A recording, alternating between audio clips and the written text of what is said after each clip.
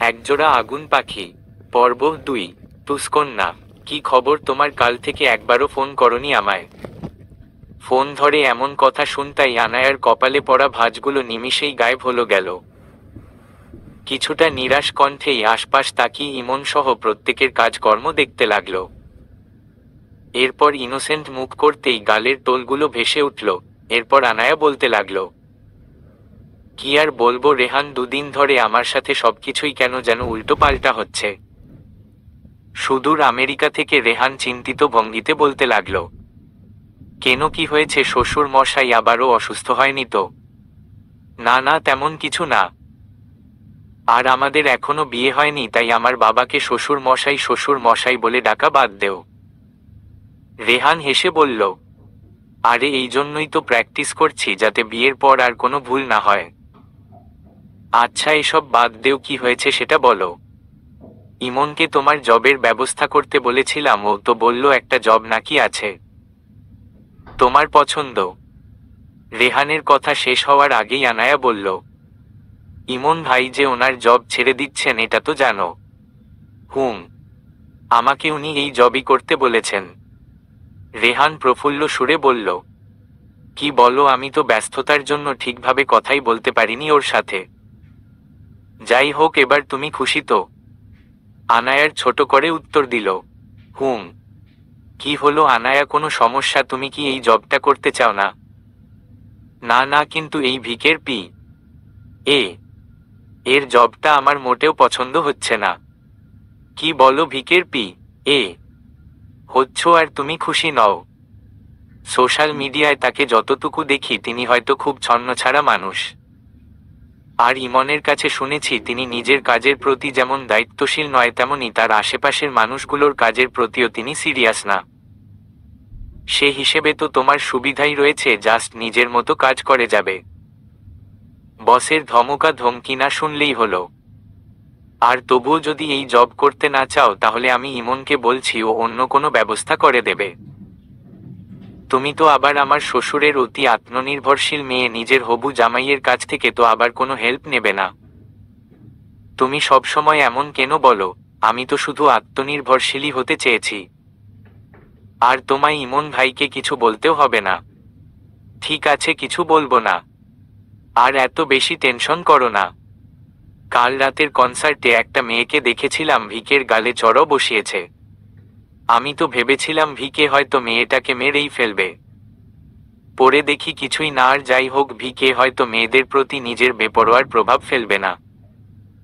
সে হিসেবে ভিকের P A হওয়াটা বলতে গেলে অনেক কিছুই। তোমাকে তাকে ভয় পেয়ে কোনো টেনশন নিতে হচ্ছে না।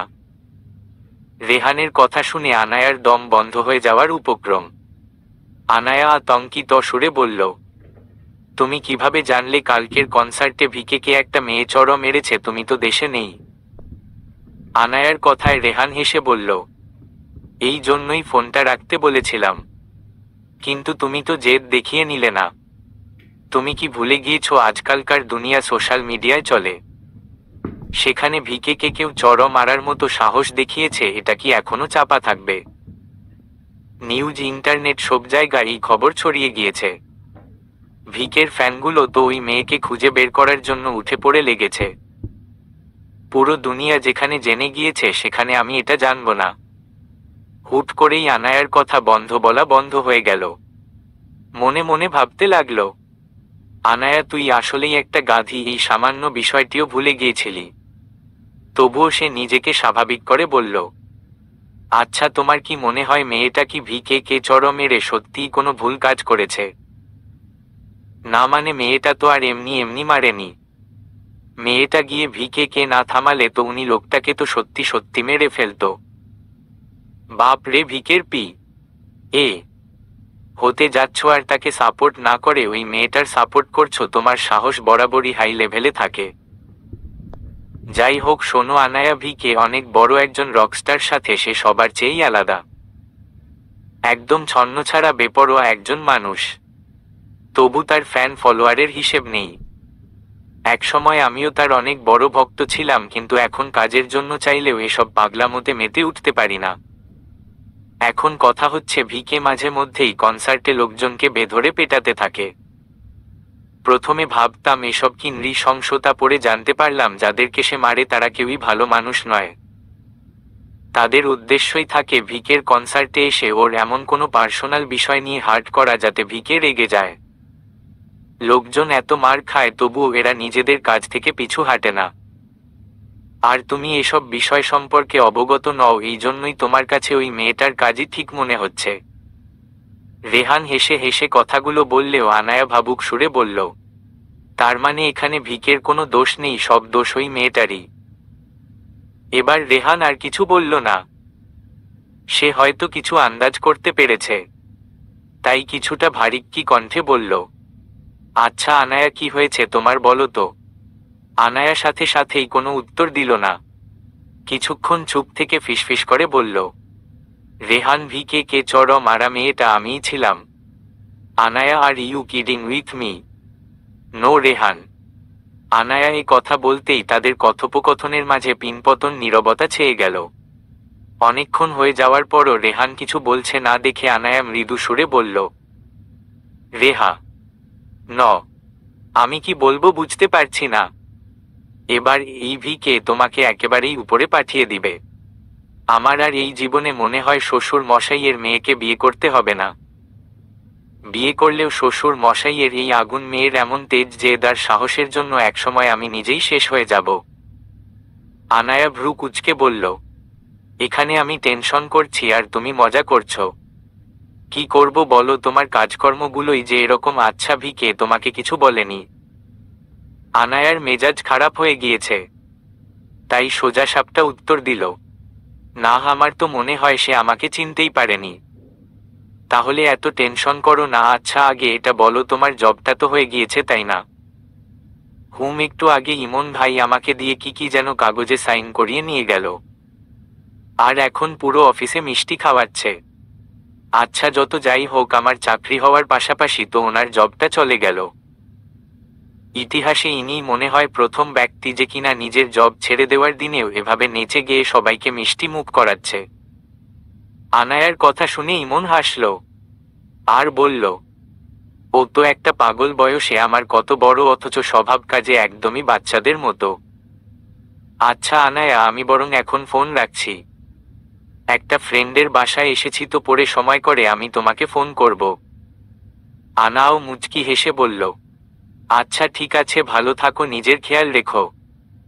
অতঃপর দুজনের কথোপকথনের সমাপ্তি এখানেই ঘটল। অথচ আনায়ার স্টুডিওতে বসে কথা বলতে বলতে কখন যে তার পাশ কাটিয়ে যাওয়ার সময় তার সব কথোপকথন একজন শুনতে পেরেছে সেটা একবারও আনায়ার ধ্যানেও আসেনি।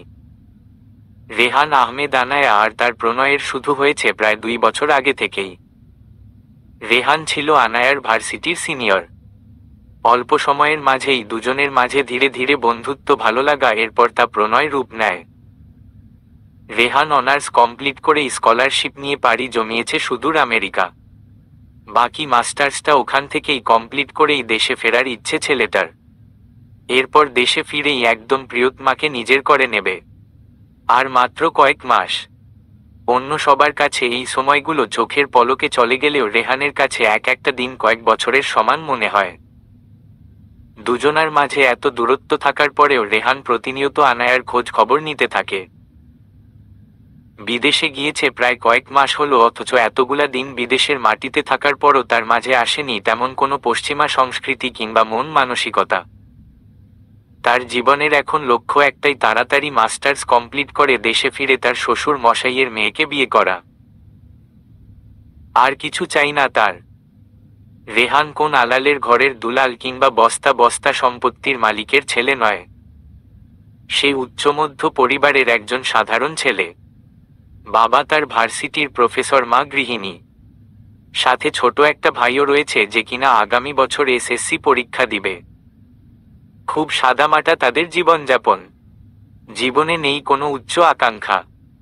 বাবা মা হিসেবে 2 ছেলেকে নিয়ে গর্বিত রেহানের বাবা মা। দুটো ছেলেই পড়াশোনাতে তুখর। তবে ছোট ছেলের বয়সের দোষে মাঝে মধ্যে বাদরামোর স্বভাব প্রকাশ পেলেও বড় ছেলে রেহানের নাম নেওয়া মাত্রই আশেপাশে চেনা জানা সকল লোকজনই বলবে এই ছেলে নিতান্তই অত্যন্ত সুদর্শন, নম্র, ভদ্র স্বভাবরে ও নানা গুণাবলী সম্পন্ন একজন ছেলে। রেহান দেখতে আর 5টা ফর্সা সাধারণ বাঙালির মতোই। গাঢ় বাদামি চোখের মণি, সাথে কালো কুচকুচে সিল্কি চুল। নায়ক সেলিব্রিটিদের মতো কখনো জিমে গিয়ে বডি বানানোর প্রয়োজন কিংবা ইচ্ছে কোনোটাই তার হয়নি। এমনিতেই সাধারণ বলিষ্ঠ দেহের অধিকারী সে। সবকিছু মিলে তার জীবনে আক্ষেপের কোনো জায়গা নেই। এখন শুধু আনাকে নিয়ে একটা সুন্দর ভবিষ্যৎ গড়তে পারলেই হলো। আর দেশে ফিরে নিশ্চয়ই মতো ছেলেকে চাকরির পেছনে ছুটতে হবে না। অন্যদিকে ইমন রেহানের কোনো সমবয়সী বন্ধু নয়। ইমন রেহানের দুঃসম্পর্কিত এক কাজিন, সাথে রেহানের চেয়ে বয়সেও অনেকটা বড়। তবে কাজিনের চেয়ে তাদের ফ্রেন্ডশিপ বন্ডিংটা একটু বেশিই স্ট্রং। এমনিতে তাদের দুজনের তুই করে বলা সম্বোধনে যে কেউ তাদের স্কুল, কলেজ কিংবা ভার্সিটির বন্ধু ভেবে বসবে। রাত 11টা। অন্যান্য সময় কেনিথের অফিস রুমের বিশাল কাচের বারান্দাটা বন্ধ করে পর্দা দিয়ে ঢাকা থাকলেও মাঝে মধ্যে এই বারান্দাটা নিজের রূপ ফিরে পায়। তবে সেটা অনাকাঙ্ক্ষিতভাবে নির্জন কোনো বিশেষ রাতে। যে রাতে কেনিথে বাড়ি ফেরার কোনো উদ্দেশ্য থাকে না, মাথার মধ্যে চলতে থাকে নতুন এক খেলার আসর, ঠিক সেদিনই কেনিথ বারান্দার পর্দাগুলো সরিয়ে দিয়ে বারান্দায় প্রাণের সৃষ্টি করে। আজও হয়তো এসেছে সেই বিশেষ কোনো রাত। বারান্দার গ্লাসগুলো সব খোলা। বাহির থেকে সাই সাই করে বাতাস রুমের ভেতরে এসে ঢুকছে। তবে তার আগে সেগুলো কেনিথকে অনেকটা বাধ্য হয়েই অতিক্রম করছে। এটা নিতান্তই কেনিথের নিজস্ব ধারণা। কেনিথের মতে তার নিজস্ব রূপটাকে কেউ পছন্দ করে না। যদি তার ভেতরে থাকা পৈশাচিক রূপটার সম্পর্কে কোনো অবগত নয়, তবে প্রকৃতিরা তো তার পৈশাচিক কর্মকাণ্ড সবকিছুতেই সাক্ষী। তারা নিশ্চয় তার মতো একজন পিশাচকে পছন্দ করবে না। বারান্দায় শটানভাবে দাঁড়িয়ে মুক্ত বাতাস গায়ে লাগাতে লাগাতে এসব ভাবতেই তাচ্ছিল্যের হাসি হাসল কেনিথ। এরপর প্যান্ট থেকে ফোনটা বের করে একটা অতি প্রয়োজনীয় ব্যক্তির নাম্বারে ফোন করল। তখনই ফোনের অপর প্রান্ত থেকে কেউ বলল, হ্যালো বসো, কার ইনফরমেশন লাগবে, নামটা শুধু বলেন। কেনিথ ভারিক্কি কণ্ঠে বলল, রেহান। লোকটি এবার ইতস্ততভাবে বলল, বসো, রেহান নামে তো পৃথিবীতে বহুত মানুষ আছে। আজকাল তো আবার মানুষ কুতত্তা বিড়ালের নাম। বাকি কথাটুকু আর লোকটি শেষ করতে পারল না। তার আগেই বলল, আমার নতুন পিএ আনায়া শিকদার। লোকটি কি বুঝলো জানা নেই, তবে হেসে বলল, বুঝতে পারছি, বসো, 5 মিনিট টাইম দেন, সব ইনফরমেশন বের করে ফোন দিচ্ছি। কেনিথ নড়াচড়া না করে ঘড়ি ধরে ঠিক 5 মিনিটই এভাবেই দাঁড়িয়ে রইল। ঠিক 5 মিনিট পর সেই নাম্বার থেকে ফোন এলো। কেনিথ ফোন ধরতেই তার কাঙ্ক্ষিত সকল ইনফরমেশন পেয়ে গেল। সে যা ধারণা করেছিল তেমনটাই শুনতে পেল। মুহূর্তেই তার চোয়াল শক্ত করে আবার স্বাভাবিক হয়ে গেল। অতঃপর নিজের প্ল্যান অনুযায়ী পরবর্তী নিদর্শনাটাও লোকটি দিয়ে দিল। এখন আপাতত তার চিন্তা নেই, বাকি কাজ এখন তার বাম হাত সমতুল্য লোকটাই করে দেবে। কেনিথ এবার 8তলা ভবনের উপর থেকে আকাশের দিকে তাকিয়ে দেখল, আকাশে কোনো তারার দেখা নেই। সম্পূর্ণ আকাশ কালো মেঘে ঢেকে গিয়েছে। রাস্তা থেকে বিলাসবহুল গাড়িগুলোর চলাফেরার আওয়াজও কমতে শুরু করেছে। ধারণা করা যায় খুব শীঘ্রই আকাশে ওই মেঘ ভেঙে বৃষ্টির আগমন ঘটবে। এই অসময়ে বৃষ্টি কারোরই পছন্দ হবার কথা না, কিন্তু এটাই যেন কেথিনের একটু বেশিই পছন্দ হলো।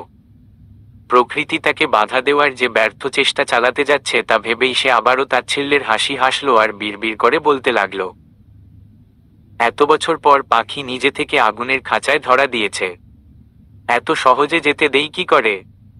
আনায়া ভাবতেই পারেনি নতুন জবের প্রথম দিনেই তাকে এত খাটতে হবে। এই চাকরি কিভাবে কি করবে সে?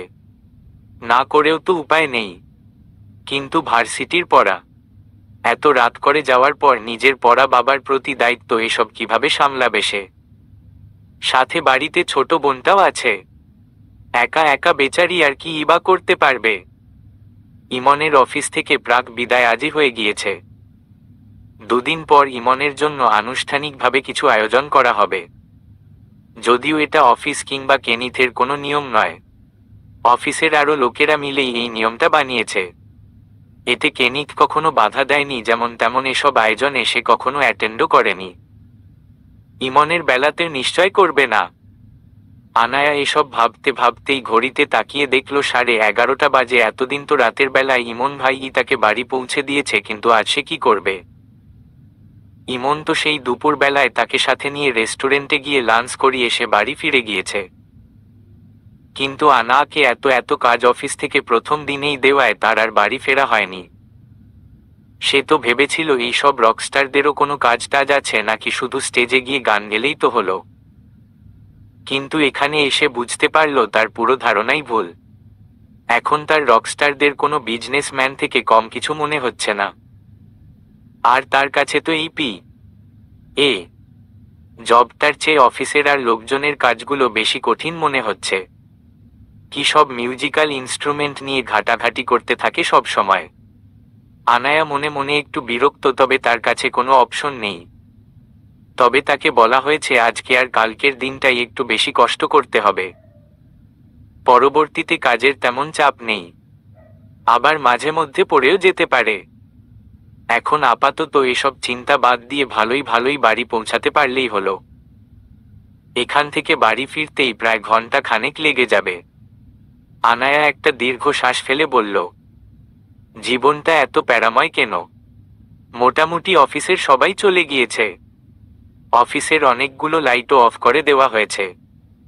তবে পুরো অফিসটাতে সে শুধু একা নয়, বরং আরও অনেকেরই আছে।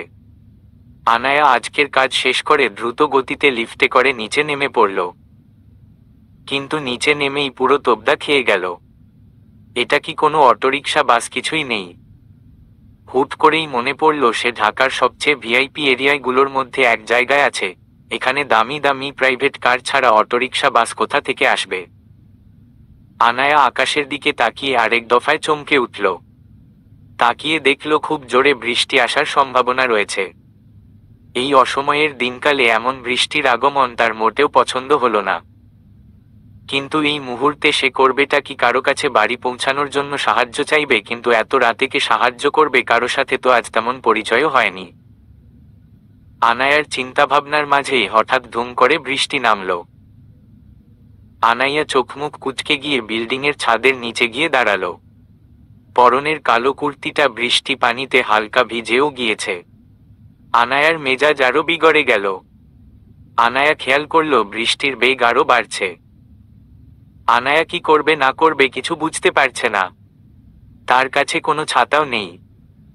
আর থাকলেও বা কি হবে? এই এতদূর পথ কি সে হেঁটে হেঁটে বাড়ি যেতে পারবে? কোন উপায় না পেয়ে ইমনকে ফোন দিতে চাইল। কোন উপায় না পেয়ে ইমনকেই ফোন দেওয়ার কথা ভাবল। আনায়া একটা দীর্ঘ শ্বাস ফেলে ইমনের নাম্বারে কল করবে তার আগেই হঠাৎ কালো কুচকুচে এবং কালচে লালের কম্বিনেশনের একটা মার্সিডিজ কার এসে দাঁড়ালো তার সামনে। আনায়া ফোন করতে গিয়েও আর করল না।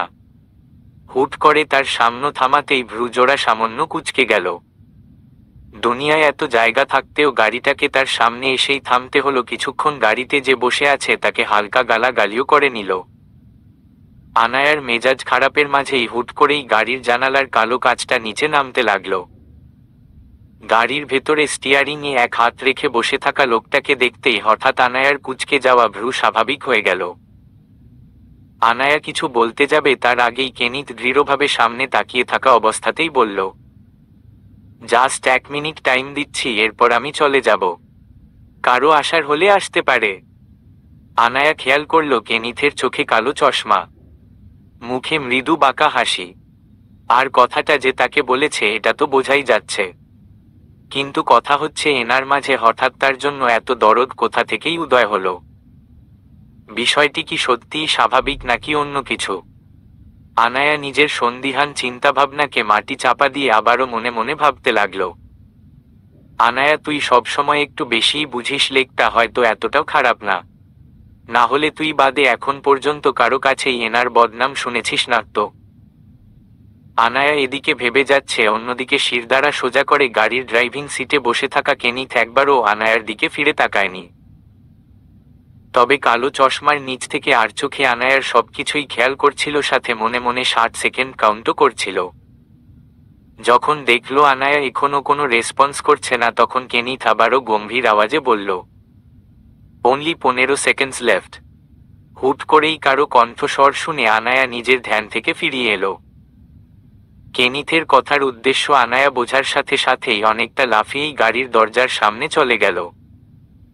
অন্যদিকে কেনিথেরও দেরি হলো না, অটোমেটিক দরজাটা খুলে দিলে আনায়া আর কোনো কথা না বাড়িয়েই কেনিথের পাশের সিটটায় বসে পড়ল। আর কেনিথের উদ্দেশ্যে বলল, থ্যাংক ইউ স্যার। তবে কেনিথ কোন প্রত্যুত্তর না দিয়ে গাড়ি স্টার্ট দিল। কেনিথের এক হাত দিয়ে স্টিয়ারিং ঘুরানো দেখতে দেখতে আনায়া অমায়িক হেসে মনে মনে ভাবল, লোকটা নিতান্তই অদ্ভুত, তবে ভালো মনের মানুষও হয়তো। সবার সামনে যতই ম্যানার লেস হোক না কেন, একটা মেয়েকে এভাবে বৃষ্টিতে ভিজতে দেখে ঠিকই আর 5টা ভালো মানুষের মতোই হেল্প করল। আনায়া নিজের চিন্তাভাবনার মাঝেই মুচকি হাসলেও তার পাশে বসা থাকা ব্যক্তিটির মুখের বাঁকা হাসি আরও বিস্তৃত হল। রাত 12টার ছুঁই ছুঁই আজ রাতে মেঘেরা হয়তো গোল মিটিং বসিয়ে হয়তো ডিসিশন নিয়েছে পুরো দেশকে বৃষ্টির পানিতে ডুবিয়ে মারার। আনায়ার কাছে বিষয়টি এমনটাই মনে হলো। গাড়ির সবগুলো জানালা বন্ধ, বাহিরে অঝোরে ঝাড়তে থাকা বৃষ্টির পানি ছাড়া কিছুই দেখা যাচ্ছে না। এদিকে একদম চুপচাপ আসে থাকতেও ভালো লাগছে না। কেনিথের দিকে কয়েকবার আর চোখে তাকিয়েও বেশি একটা লাভ হয়নি। লোকটি সেই কখন থেকে রোবটের মতো করে স্টিয়ারিং ঘুরিয়েই যাচ্ছে। আনায়া আবারও সামনে তাকিয়ে দেখল সেই কখন থেকে রাস্তার পর রাস্তারই দেখা মিলছে। বাড়ির কাছে আর এখনো পৌঁছতে পারেনি। মনটাও ধীরে ধীরে খারাপ হয়ে যাচ্ছে। বাড়িতে থাকা ছোট বোনটা আর বাবার জন্য টেনশন হচ্ছে। তবে এই মুহূর্তেই তার মন ভালো করার মন্ত্র জানা মানুষের ফোন কল আসতেই খুশিতে মনে মনে লাফিয়ে উঠল। আনায়া একবার ভাবল কেনিথের সামনে ফোন ধরাটা কি ঠিক হবে। পরক্ষণেই ভাবল সে ফোনে কথা বললে কেনিথ আবার তাকে কি বলবে। আনায়া প্রফুল্ল মুখে ফোন কেটে যাওয়ার আগেই ফোনটা রিসিভ করে কানে ধরতেই ওপাশ থেকে একজন হাসি মুখে বলতে লাগল, কি খবর জান, বলেছিলে বাড়িতে গিয়ে ফোন করবে, শেষে এখন আমাকেই ফোন করতে হলো। তুমি নাকি আবার আমায় মিস করো। তুমি না শুনেই একটু বেশিই বুঝো, আমার কথা রাখতে হলে তো আগে আমায় বাড়ি পৌঁছাতে হবে, তাই না? মানে তুমি এখনো বাড়ি যাওনি? তাহলে তুমি কোথায়? কোথায় আবার? কাজ শেষ করে এখন বাড়ির উদ্দেশ্য রওনা দিয়েছি। আচ্ছা, তোমার ওখানে কি বৃষ্টি হচ্ছে? এই মুহূর্তে আমার এখানে বৃষ্টি কোথা থেকে আসবে? কেন, তোমার ওখানে কি বৃষ্টি হচ্ছে নাকি? প্রচণ্ড রকমের। তুমি এখন কি করছো? তোমার কথা শুনে কেন যেন মনে হচ্ছে তুমি কার ড্রাইভিং করছো। আরে বাহ, তুমি তো দেখছি দূর থেকেও আমাকে ফলো করতে শুরু করেছো। চিন্তা করো না, তোমার জামাই বিদেশি মাইয়ার সাথে ভাগবে না। আনায়া ভ্রু কুঁচকে বলল, আমি বলি কি আর তুমি কি বলো, আর ওমন চিন্তা ভাবনা মাথাতেও আনলে সোজা আগুনে পুড়িয়ে মেরে ফেলবো। আহ, আমার আগুন পাখিরে, তোমার আগুনে তো সেই কবেই জলে পুড়ে শেষ হয়ে গিয়েছি। আচ্ছা শোনো, ফোন লাউড স্পিকার রাখো তো। কেন? কেন আবার ওর সাথে কথা বলবো? এই জন্য ইমনের সাথে দুদিন ধরে কথাই হয়নি আমার। কিন্তু রেহান, ইমন ভাই তো আমার সাথে নেই মনে, আমি তো তার সাথে বাড়ি ফিরছি না। রেহান বিস্মিত সুরে বলল, মানে? তাহলে এত রাতে তুমি অটোরিকশায় অথবা বাসে করে বাড়ি যাচ্ছ? আরে এত রাতে আমি এগুলো পাবো কোথায়, আমি তো কেনি। বাকিটা আর আনায়া বলতে পারল না, তার আগেই ফোনের ওপাশ থেকে এক বিকট আওয়াজে থমকে গেল আনায়া। আনায়ার হুট করেই অনাকাঙ্ক্ষিত চিন্তায় গলা শুকিয়ে এলো। কাপা কাপা কণ্ঠস্বরে বলল, রে। হা। না। কোনো সাড়া শব্দ নেই। আনায়া আবারও ডাকল, রেহান। এবারও রেহানের কোনো সাড়া শব্দ নেই। বরং কিছু বিদেশি মানুষেদের কণ্ঠস্বর আর চিল্লাচিল্লির আওয়াজ এলো আনায়ার কাছে। বেচারির চোখে পানি টলমল করছে। একবার কেনিথের দিকও তাকিয়ে দেখল সে নির্বিকারভাবে গাড়ি চালাচ্ছে। আনায়া আবারও কান্নারত আওয়াজে রেহানের উদ্দেশ্য বলতে লাগল, রেহান প্লিজ, আমার সাথে তুমি মজা। এবারও আনায়া তার নিজের কথাটুকু শেষ করতে পারল না। এর আগেই হঠাৎ কিছু বুঝে ওঠার আগেই মাথায় প্রচণ্ড আঘাত পেয়ে অজ্ঞান হয়ে পড়ল। এই ঘটনাটা অনাকাঙ্ক্ষিতভাবে ঘটনো না, বরং তার পাশে বসে থাকা কনিথের ইচ্ছেকৃত প্ল্যানেই এমনটা হলো। বৃষ্টিময় এই আঁকাবাঁকা রাস্তা দিয়ে কেনি থানাকে কোথায় নিয়ে যাচ্ছিল তা আনায়া বৃষ্টির কারণে একবারও খেয়াল করেনি সে যে রাস্তায় গাড়ি করে যাচ্ছে সেটা আদৌ তার বাড়ির রাস্তা কিনা। আনায়ার কথা শেষ করার আগেই কেনিথ ইচ্ছে করেই খুব কৌশলে গাড়িটা জোরে একটা বড় গাছের সাথে লাগিয়ে দেয়। জোরে ঝাঁকি খাওয়ায় আনায়া নিজের ভারসাম্য ধরে রাখতে না পারায় সোজা সামনের দিকে ঝুঁকে গিয়ে গাড়ির কাচের সাথে ধাক্কা লেগে মাথায় প্রচণ্ড আঘাত পেল আর সাথে সাথে সেন্সলেস হয়ে পড়ল। আনায়ার কপালের একপাশে অনেকটা কেটেও গিয়েছে, অথচ কেনিথের সামান্য কোনো আঘাতও লাগেনি। সে নির্বিকারভাবে গাড়ি থামিয়ে সামনের দিকে তাকিয়ে রইছে। উইন্ডস্ক্রিন ওয়াইপারগুলো বারবার বৃষ্টির স্রোতের পানিগুলোকে দূরে ঝাপটে সরিয়ে দিচ্ছে। কিছুক্ষণ ঠিক একইভাবেই সময় অতিবাহিত হওয়ার পর কেনিথ এই ভরা বৃষ্টির মাঝেও গাড়ি থেকে নেমে পড়ল। গাড়ি থেকে নামতে দেরি হলেও বৃষ্টি পানিতে চুপসে যেতে বেশি দেরি হলো না। কেনিথ গাড়ি থেকে নামার পর আনায়ার পাশের দরজা খুলে তার দিকে কিছুক্ষণ তাকিয়ে রইল। মেয়েটা মাথা নিচের ঝুঁকে অজ্ঞান হয়ে বসে রইছে। কেথিন আর সময় নষ্ট না করে তাকে গাড়ি থেকে বের করে নিজের বাম কাঁধের সাথে ঝুলিয়ে নিল। নির্জন ফাঁকা আঁকাবাঁকা পাকা রাস্তা, আশেপাশে এই দুটো মানব ছাড়া কেউ নেই, শুধু রয়েছে পেছনে ফেলে আসা লাল কালো মার্সিডিজ গাড়িটা। গাছের সাথে জোরে ধাক্কা লাগায় সেই বেচারারও চেহারা বেঁকে এবড়োথেবড়ো হয়ে গিয়েছে। তাতে কি কেনিথের নিত্য নতুন ব্র্যান্ডের নতুন গাড়ি কেনাটা এতদিনে সবার কাছে স্বাভাবিক বিষয় হলেও কিছুদিন পর পর এই গাড়িগুলোর নৃশংস অবস্থাগুলো যে কেনিথ কেন করে সেটাই কারো মাথায় ঢুকে না। এই লোকটার সব রাগ যেন নিজের গাড়ির উপরই ঝাড়তে ভালোবাসে। অঝোরে বৃষ্টি ঝরছে, বৃষ্টির পানিতে দুটো দেহ একদম ভিজে একাকার। কেনিথের চোখে কালো চশমা, এক হাত দিয়ে কাঁধে ঝুলিয়ে রাখা আনাকে ধরে রেখেছে আর অন্য হাত প্যান্টের পকেটে ঢুকিয়ে শিরদাঁড়া সোজা করে সামনের দিকে হেঁটে হেঁটে এগিয়ে যাচ্ছে। আনায়ার দু হাত নিস্তেজ হয়ে কেনিথের পিঠের দিকে ঝুলছে, মাথাটাও প্রায় অনেকটা কেনিথের পিঠের দিকে ঝুঁকে রইছে। খোপা করা চুলগুলোও পানিতে ভিজে চুপসে গিয়ে প্রায় অনেকটাই খুলে গিয়েছে। বৃষ্টির সাথে মৃদু বাতাসে ভেজা চুলগুলো বারবার কেনিথের মুখে এসে লাগছে, তবুও সে নির্বিকারে হেঁটে যাচ্ছে। আনায়ার কপালের কেটে যাওয়া অংশ থেকে রক্ত ঝরছে, ফোঁটা ফোঁটা রক্ত পানির সাথে মিশে কেনিথের টি শার্টের পিঠ ভিজে যাচ্ছে। আবার কিছু ফোঁটা ফোঁটা রক্ত অনেকটা ব্যবধান নিয়ে পাকা রাস্তায় পড়লেও সেগুলো আবার বৃষ্টির পানির স্রোতে ধুয়ে পরিষ্কার হয়ে যাচ্ছে।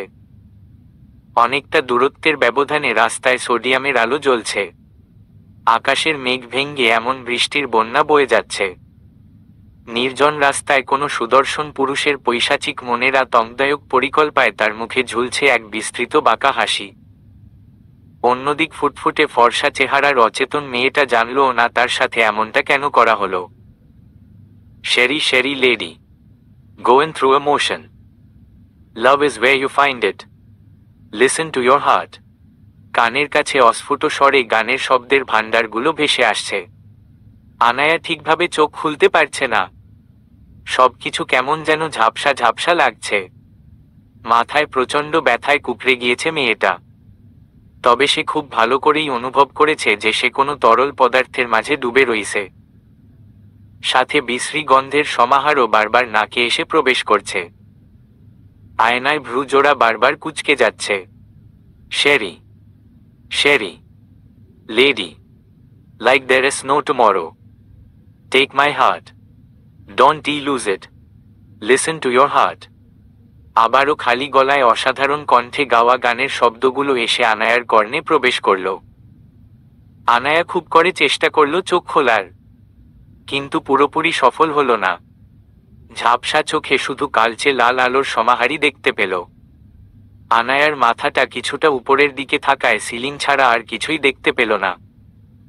আনায়া এবার আধশোয়া থেকে উঠবার চেষ্টা করছে, তবে কিছুতেই পারছে না। বারবার শরীর নিস্তেজ হয়ে পড়ছে, সাথে বুক পর্যন্ত তরল পদার্থের মাঝে ডুবে থাকায় তা যেন আনাকে আরো নিচের দিকে নিয়ে যাওয়ার চেষ্টা করছে। কিন্তু আনায়া তো হাল ছাড়ার পাত্রী না। তার বর্তমান অসচ্ছল মস্তিষ্ক বারবার তাকে জানান দিচ্ছে যে সে কোনো বড় পাত্রের মাঝে ডুবে আছে, কিন্তু কিসের মাঝে আছে তা আর তার মস্তিষ্ক ধরতে পারছে না। আনায়া আশেপাশে হাতিয়ে দেখতেই পিচ্ছিল প্রাচীরের সাথে তার হাতের স্পর্শ লাগল। আনায়া নিজের দু হাত দিয়ে প্রাচীরে চূড়ায় হাত দিয়ে নিজের সবটুকু শক্তি প্রয়োগ করে বসার চেষ্টা করল, আর সে সফলও হলো। এতক্ষণে তার ঝাপসা চোখ দুটো কিছুটা স্বাভাবিক হতে শুরু করেছে। আনায়া প্রথমে বোঝার চেষ্টা করল সে কোথায় আছে। যে তরল পদার্থের মাঝে সে ডুবে রয়েছে সেটা আসলে কি তার মস্তিষ্ক ধরতে পারছে না। আর সেই বিশ্রী গন্ধটাও এই পদার্থ থেকেই আসছে। আনায়া এসব বাদ দিয়ে সে কোথায় আছে বোঝার চেষ্টা করতেই আবারও সেই একই কণ্ঠস্বরে কেউ গাইতে লাগল, I get up, I get down. All my world turns around. Who is right? Who was wrong? I don't know. Anaya চট করে সামনে তাকাতেই আটকে উঠল। তার সামনে থেকে অনেকটা দূরত্ব বজায় রেখে কেনিথ দুই হাতের কনুই দুই হাঁটুতে রেখে কিছুটা নিচের দিকে ঝুঁকে একটা টুলের উপর বসে রইছে। পরনে শুধু একটা কালো রঙের ট্রাউজার, আর প্রশস্ত বুকে কোনো কাপড়ের অংশেরও ছিটে ফোটা নেই। এতক্ষণ রুমটাকে বেশিই অন্ধকার মনে হলেও এখন ধীরে ধীরে তা স্পষ্ট হতে শুরু করেছ। আনায়া আবারও খেয়াল করে দেখল কেনিথে মুখে প্রশস্ত বাঁকা হাসি। বড় বড় চুলগুলো সব এলোমেলো পাখির বাসা হয়ে গিয়েছে। মাথা কিছুটা নিচের দিকে থাকায় বাম পাশের চোখগুলো চুলের প্রভাবে অনেকটা ঢেকে গিয়েছে। অথচ সে খুশি মনে গান গাইছে, I way got pain in my heart, got a love in my soul, easy come but I think easy go. তবে এবার যা দেখল তাতে সে পুরোই বিস্মিত।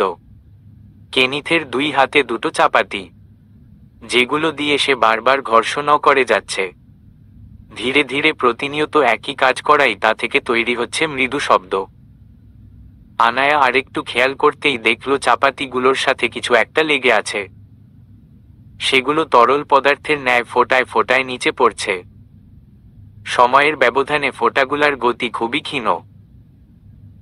আনায়া আবারও কেনিথের দিকে তাকিয়ে দেখল এই তরল পদার্থ শুধু চাপাতি দুটোর সাথে নয় বরং কেনিথের ফর্সা প্রশস্ত বুক আর হাতেও লেগে আছে। আনায়ার মস্তিষ্ক হঠাৎই এবার তাকে জানান দিল এই তরল পদার্থগুলো হয়তো রক্ত। আনায়ার সম্পূর্ণ শরীর এবার বিস্ময় নড়েচড়ে উঠল। হুট করেই নিজের দিকে তাকাতেই বুঝতে পারল সে আসলে কিসের মাঝে ডুবে রইছে। আর সে যেটাকে পাত্র ভাবছে সেটা একটি বাথটাব। আর তার মস্তিষ্ক তাকে পুরোপুরি বিষয়টি জানান দিতেই সে কেনিথের দিকে তাকিয়ে জোরে চিৎকার করে উঠল। অথচ কেনিথের মাঝে কোনো হেলদোল নেই। সে একইভাবে ধীর গতিতে গান গেয়ে যাচ্ছে, I need you so, all the times I. Anaya আর এর চেয়ে বেশি কিছু শুনতে পেল না। এর আগেই চলে অচেতনতার আবেশে। নিস্তেজ শরীরের গলা পর্যন্ত ডুবে গেল বিশ্রী গন্ধযুক্ত তরল পদার্থের মাঝে। আনায়া, আনায়া, আপু, আনায়া মা, আনায়া তুমি শুনতে পারছ? পরপর এতগুলো ভিন্ন কণ্ঠস্বরে আনায়ার অবচেতন মস্তিষ্ক সজাগ হলো। হুট করেই চোখ খুলতেই দেখতে পেল তার আশেপাশে অনেকগুলো পরিচিত মুখ। আনায়া শোয়া থেকে বসতে চাইলে পাশ থেকে ইনায়া এসে আনাকে শুতে বলল। তবুও আনায়া মানল না। সে সরাসরি না বসে আধশোয়া হয়ে খাটে হেলান দিল। আনায়া আশেপাশে তাকিয়ে দেখল সে তার নিজের ঘরের বিছানাতেই শুয়ে রইছে। আনায়া একবার নিজেকে দেখছে তো একবার আশেপাশে সবকিছুকে। আনায়া এমন অস্থির হচ্ছে দেখে পাশ থেকে ইমন এসে এক গ্লাস পানি দিতেই আনায়া গটগট করে সম্পূর্ণ পানি খেয়ে ফেলল। ওকে দেখে মনে হচ্ছে ও কিছু দেখে প্রচণ্ড ভয় পেয়েছে। এরই মাঝে ইমন আনায়ার উদ্দেশ্যে বলল, তুমি ঠিক আছো? চোখ বুজে ছটফট করছিল। কোনো বাজে স্বপ্ন দেখেছ? আনায়া ভ্রু কুঁচকাল। আনায়ার একপাশে ইনায়া আর হুইল চেয়ারে বসা তার বাবা চিন্তিত চাহনিতে তার দিকে তাকিয়ে রইছে। অন্য পাশে ইমন দাঁড়ানো। আনায়া ইমনের কথা শুনে ভাবল এতক্ষণ ধরে তার সাথে যা যা হচ্ছিল সেগুলো কি তার ভ্রম ছিল? এটা কি করে হয়? কখনো তো এমন স্বপ্ন তো সে দেখে না। আনায়া গত রাতের কথা মনে করল। তার সাথে কেনিথ ছিল।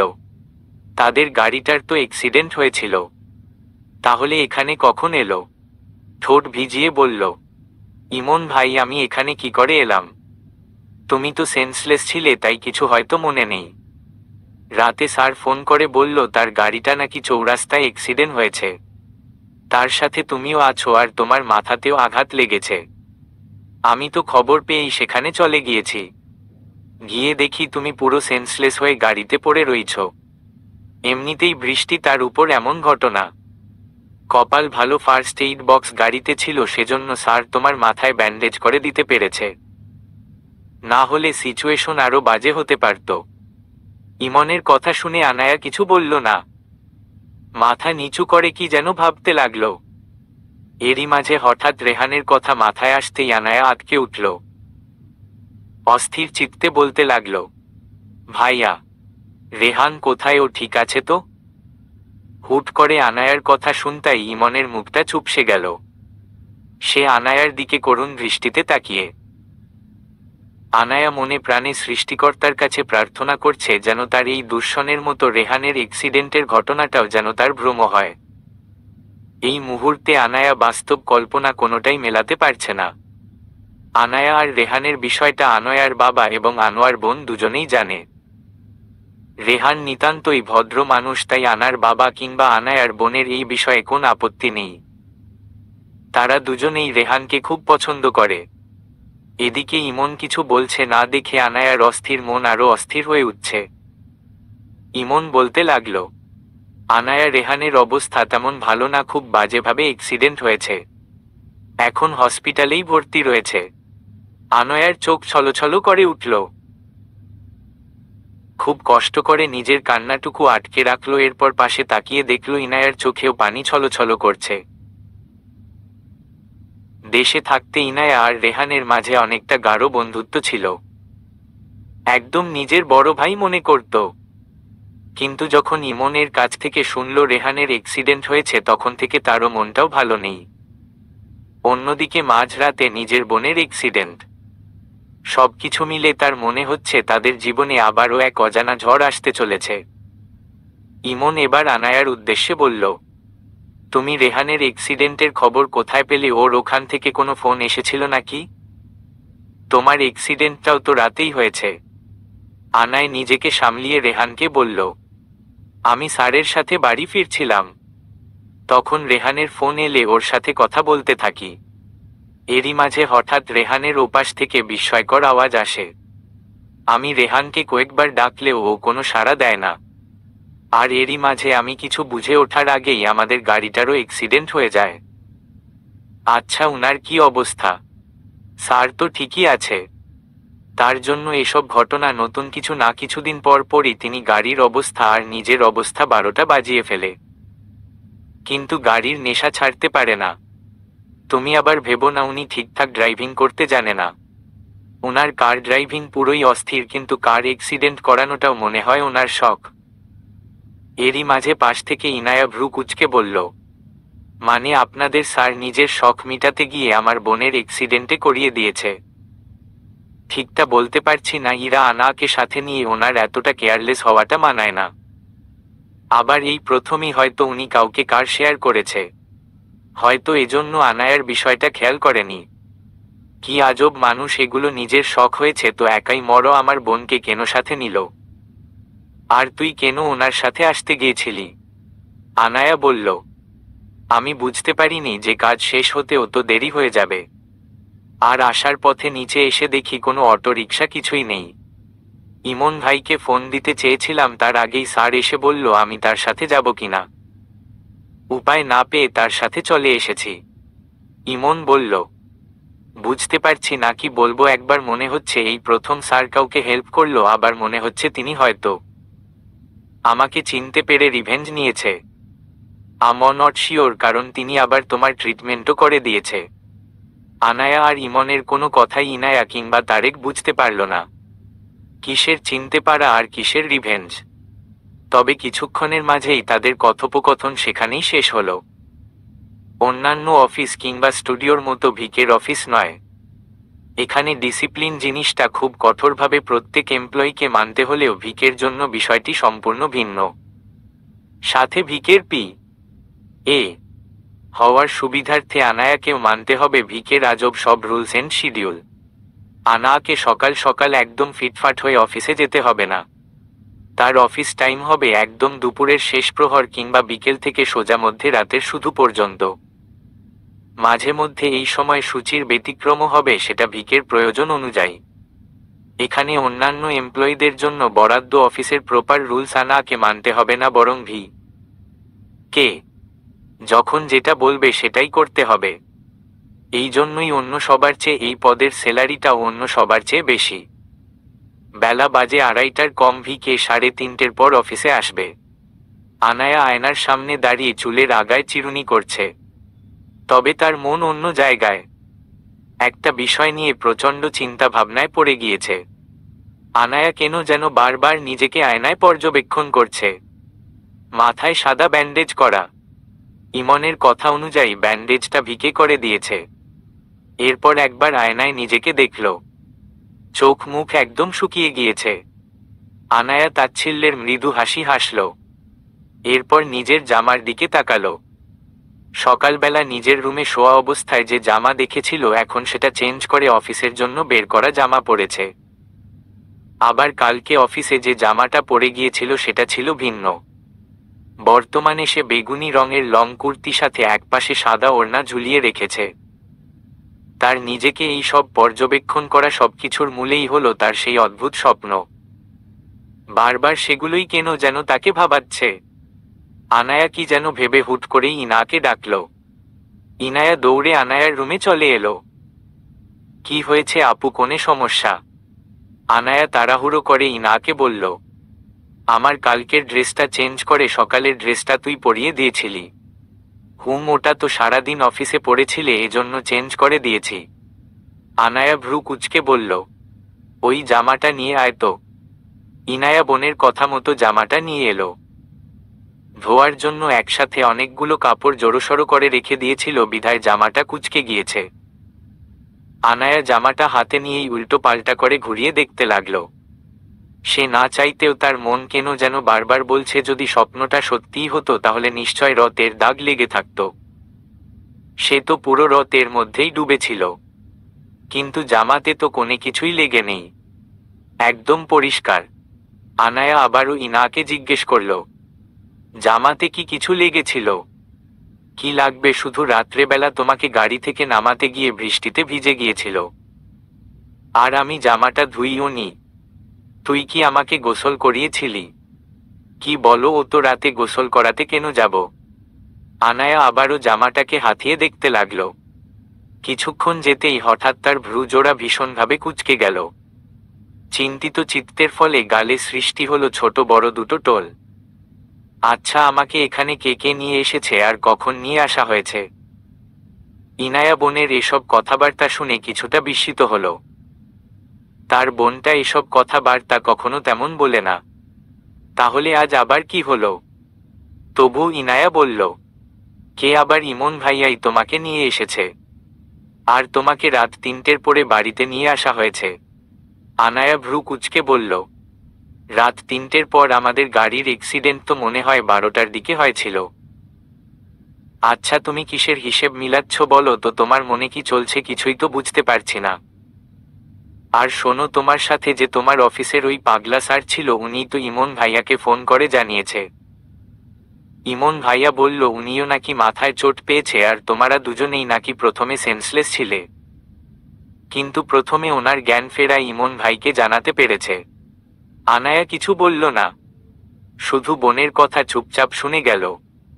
তবে ইনায়া বলল, আচ্ছা তোমার কি হয়েছে আপু বলো তো? সকালে ঘুমের মধ্যেও কি কি যেন বলছিলে, আবার এখন কি সব জিজ্ঞেস করছো? কোনো সমস্যা থাকলে বলতে পারো। আমি কিন্তু এখনো আর ছোট নেই, রেহান ভাই বলেছে। রেহানের নাম শুনতাই আনায়া সব চিন্তা উড়ে গেল। রেহানের জন্য তার কান্না পাচ্ছে। সকালবেলা ইমনের কাছে পাগলের মতো জিজ্ঞেস করছিল রেহানের কাছে সে যেতে পারবে কিনা এই মুহূর্তে। কিন্তু এই মুহূর্তে আনায়ার বিদেশে যাওয়ার পসিবল নয়। ওর ভিসা কিংবা অন্য কোনো ডকুমেন্টসই নেই বিদেশে যাওয়ার জন্য। প্রথমে কিছুটা পাগলামো করলেও পরবর্তীতে নিজেকে সামলে নিয়েছে। বাড়িতে অসুস্থ বাবার সাথে ছোট বোনও আছে, সে চলে গেলে এদেরকে দেখবে। অন্যদিকে বাস্তবতা মেলাতে গেলে রেহানের কাছে পৌঁছেতেও যথেষ্ট সময় লাগবে, কিন্তু তার কাছে এত কাঠখড় পুড়িয়ে গিয়েও কোনো লাভ নেই। সে গিয়ে তো আর ডাক্তারের কাজ করতে পারবে না। আনায়ার কাছে যখন কোনো অপশন থাকে না তখন মনের বিরুদ্ধে যেতে তাকে এসব নানা যুক্তি দিয়ে মনকে শান্ত করাতে হয়। সে প্রত্যেকবারই পরিস্থিতির শিকার হয়ে যায়। এবারও রেহানকে কাছ থেকে দেখার ইচ্ছে থাকলেও তার পূরণ হবে না। শুধু সৃষ্টিকর্তার কাছে একটাই প্রার্থনা করতে হবে যেন নিজের প্রিয় মানুষটার সাথে খারাপ কিছু না হয়। ও আপু আবারও কই হারিয়ে গেলে? আনায়া ধ্যান থেকে ফিরতেই ইনায়ার দিকে তাকিয়ে বলল, কিছু না, তুই তোর রুমে যা। ঠিক আছে। তবে ইনায়া চলে গেল না, ওখানেই চুপ করে দাঁড়িয়ে রইল। কি হলো, কিছু বলবি? আপু জানো কি হয়েছে? আনায়া চোখ জোড়া কিছুটা ছোট ছোট করল। কি হয়েছে? ইনায়া উৎসুকভাবে আনাকে বলতে লাগল, আপু জানো ভিকের সেই রাতে কনসার্টে একটা মেয়ে চড় মেরেছে। আনায়া মুখ স্বাভাবিক হলো আর ভাবতে লাগল, এই গাধীটা আর এই জীবনে একটা বিষয়ে বড় হলো না। ওই মাথা পাগলা লোকটার মধ্যে এরা পায়টা কি? আর এ তো মনে হয় জানেও না যে আমার চাকরিটা কোথায় হয়েছে। আর ও পাগলামো করবে দেখে ইমন ভাইয়ার কথাটাও বলিনি কখনো। অবশ্য ইমন ভাই নিজেই এই বিষয়টি গোপন রাখত, না হলে ভি কে এর পি এ হওয়ার সুবাদে তার পাগলা ফ্যানগুলো জীবন তেনা তেনা করে দিবে। আনায়া কিছু বলার আগেই ইনায়া আবারও বলল, আমি তো এই খবরটা জানতামই না, কাল স্কুলে গিয়ে দেখি এই কাহিনী। সবাই ওই বেদিরে গালাগালি করছে। কোন বেদি? মানে ওই যে মেয়েটা যে ভিকে মেরেছে। বিশ্বাস করো আপু, ওরে যদি একবার পাই তাহলে আমি মেরে মেরে একদম থেতলে দিতাম। শয়তান বেডিটার সাহস কত! ভিকে মা! বাকিটা আর ইনায়া বলে শেষ করতে পারল না, তার আগেই আনায়া বেশম খেয়ে উঠল। কি হলো আপু, পানি খাবে? না লাগবে না। আর তুই শুধু ওই মেয়েটাকেই কেন দোষ দিচ্ছিস? দেখিস নি ওই ভিকে একটা লোককে কিভাবে মারছিল?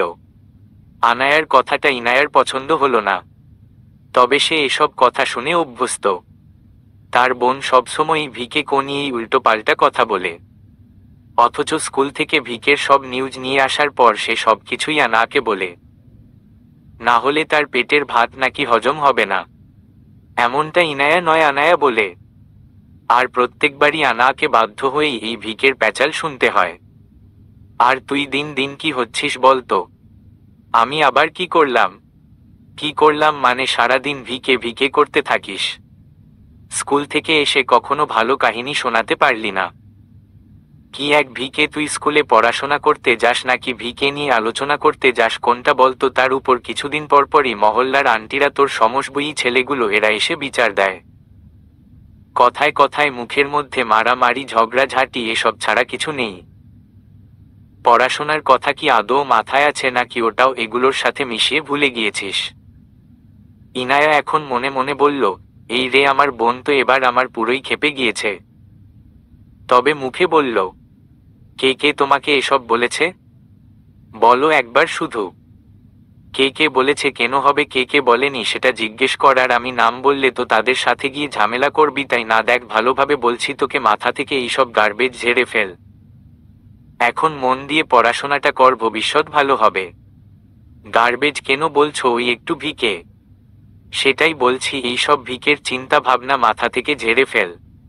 এতে তোর কোনো লাভ হবে না, উল্টো পড়াশোনায় ইফেক্ট পড়ছে, তোর নিজেরই ক্ষতি হচ্ছে।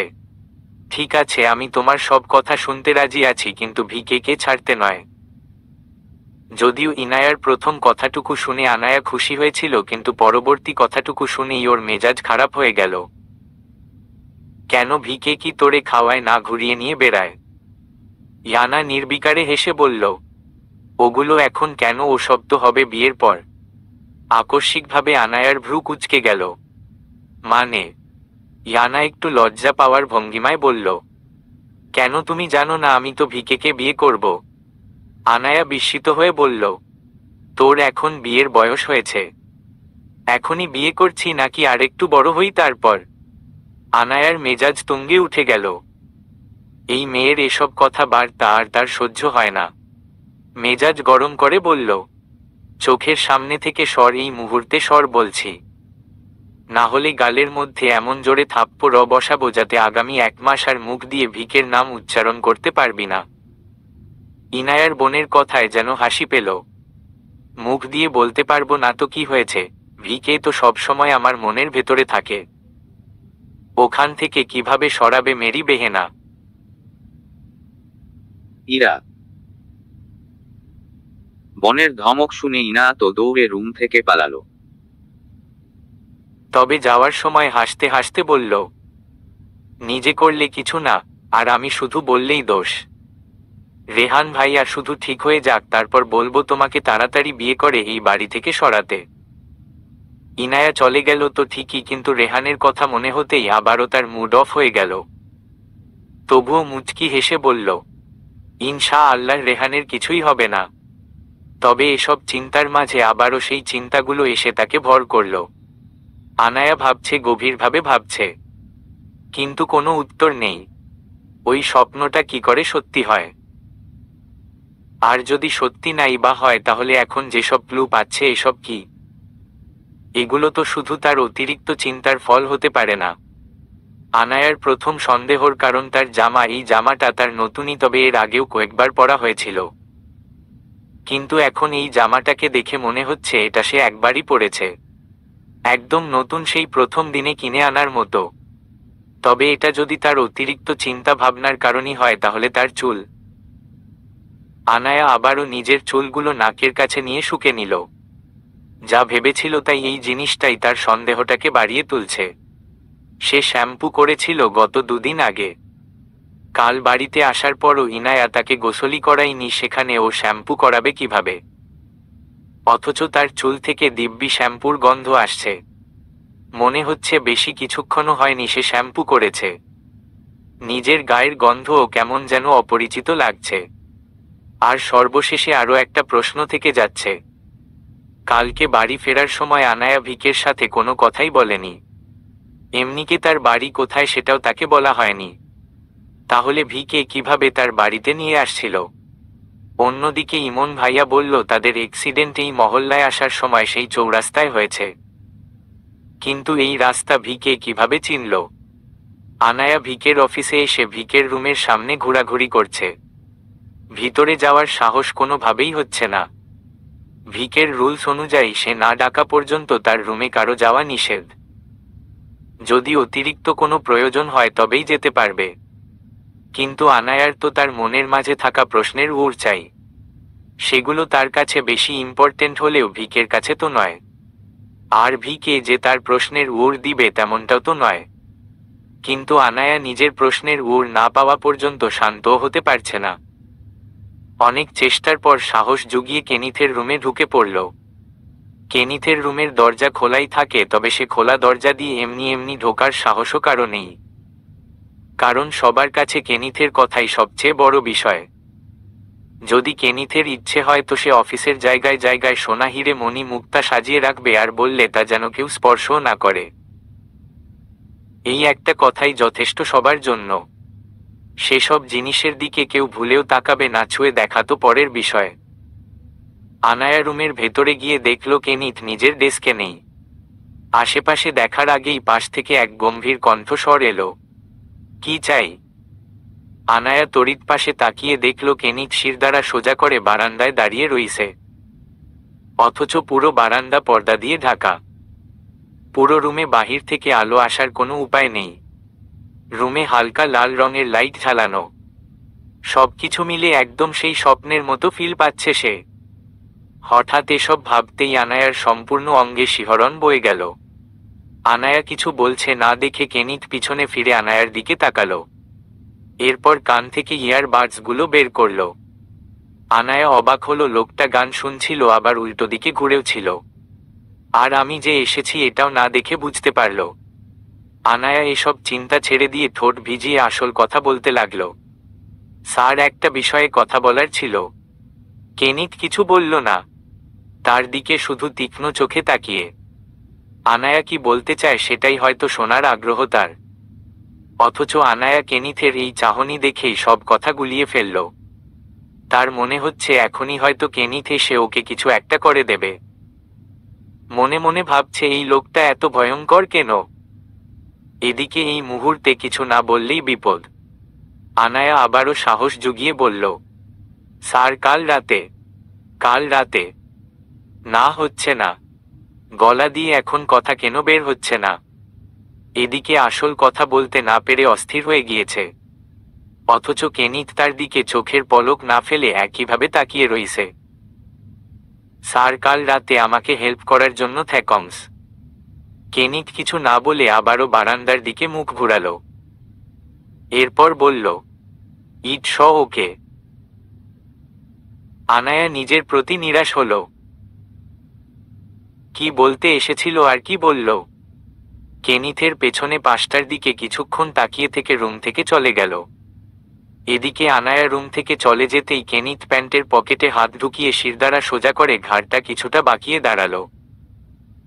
এরপর বাঁকা হেসে বলতে লাগল, আকাশে এত তারার ভিড়ে যেই তারাটা ছিল শুধু ভিকের জন্য বরাদ্দ, সেই তারাই কিনা হতে চাচ্ছে অন্য কারো। হাস্যকর। আনায়া নিজের কেবিনে বসে শুধু ছটফট করে যাচ্ছে, বুঝতে পারছে না সে কি করবে। একে তো ভিকের কাছে গিয়ে জিজ্ঞেস করে কিছুই জানতেও পারল না, আর এখন মস্তিষ্কে ঘুরপাক খাওয়া প্রশ্নে মাথা নষ্ট হওয়ার উপক্রম। নিজের ব্যর্থতায় মনে মনে নিজেকে হাজারটা গালাগালি দিয়ে শান্ত হচ্ছে না সে। একবার রোলিং চেয়ারে বসে ফ্যানের মতো ঘুরছে তো একবার টেবিলে উপর বসে ভাবুক চিত্তে পা দুলিয়ে যাচ্ছে। আনায়া বাড়ির বড় মেয়ে হলেও ইনায়ার মতো ততটা ম্যাচিউর যে সে নয় তা সে নিজেও জানে।